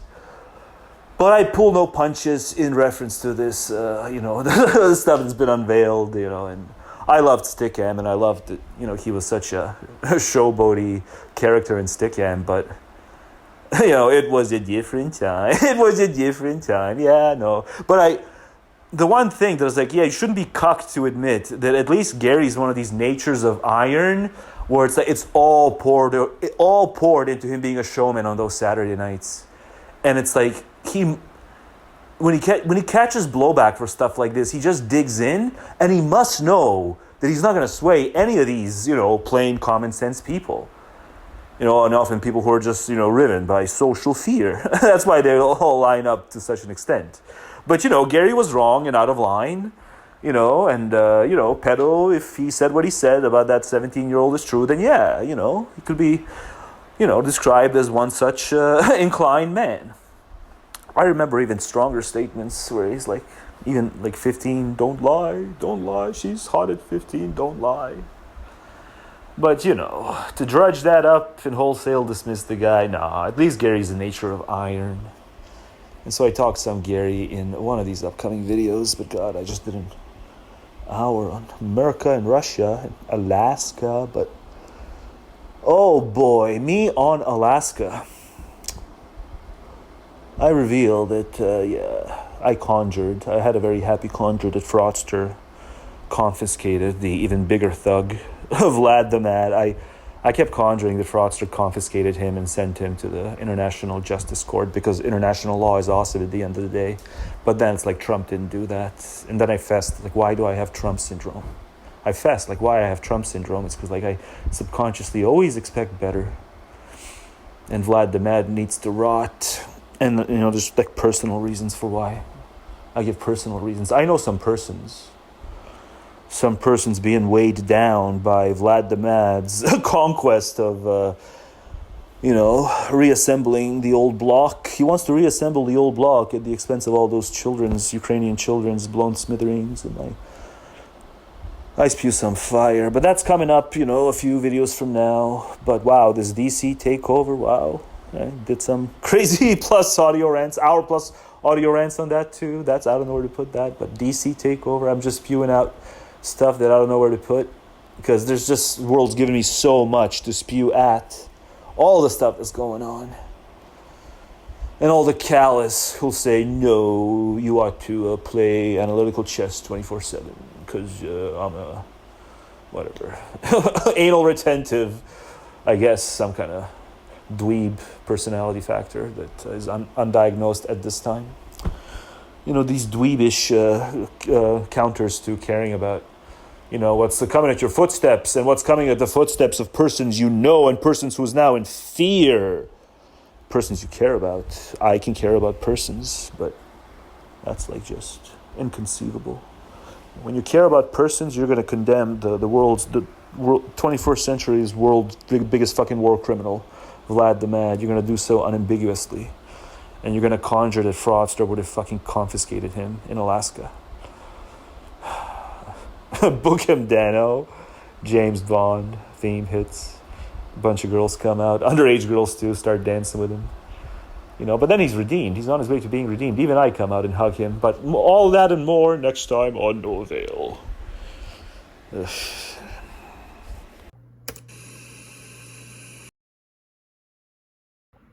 Eusir posting Ayusha hit never been Baurn or I want to die could be gently Jedevis и private message Jafrin Krisayurces ESPG. There's no U in born, but it spins the U. Check it out. Ayusha hit never been Baurn or I want to die could be Melania. It's Melania. Yeah, it's almost as broken as Melania's method of engaging in the English language, right? It's almost as broken. Iarbian Baurn or I want to die could be gently Jedevis и private message Jafrin Krisayurces. AI needs a lot of work. AI Melania needs a lot of work. But the real Melania needs a lot of work too. I'm sorry to say. This kind of empathetic interface design treats users as vulnerable humans first, not as content generators. Yes, it's how Melania treats her husband as well, surely, as a vulnerable human first, which he is, right? In some ways, he's the most vulnerable of the humans because he doesn't know what he is. But I'm sure Melania is there to help him out on those, nights where he feels abandoned by all.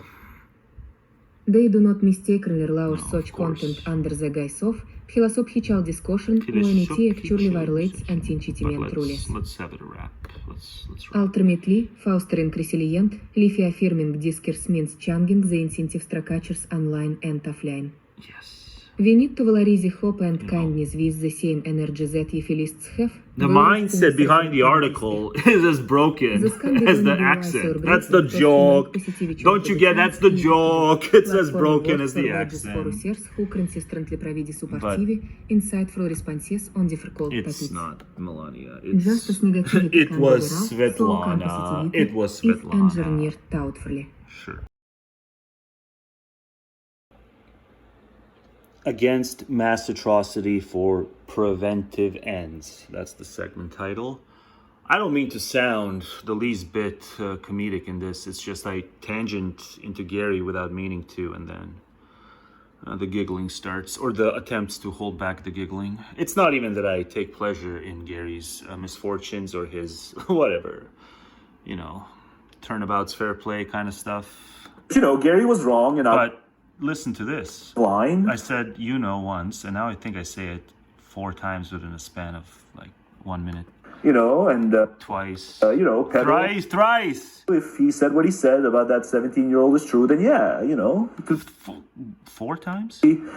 Described 5 as such inclined man. I guess I'm trying to hold back giggles, but at the same time, it does make me uncomfortable that a man I once called a guru was so flagrantly. There's a term that's when you're into teens. It's not pedo. What's the term when you're into teens? Look it up yourselves. I've done enough work here. I've fucking done enough work here for you assholes. I remember even stronger statements where he's like, 15, don't lie, she's hot at 15, don't lie. But to drudge that up and wholesale dismiss that's a new ant thing.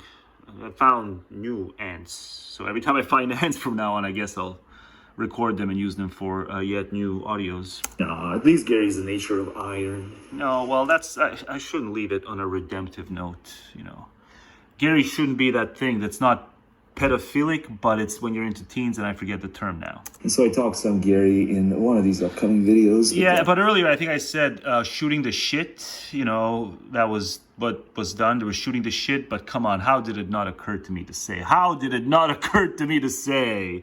Let's cue it up again. It all poured into him being a showman on those Saturday nights. And it's like, It was just locker room talk.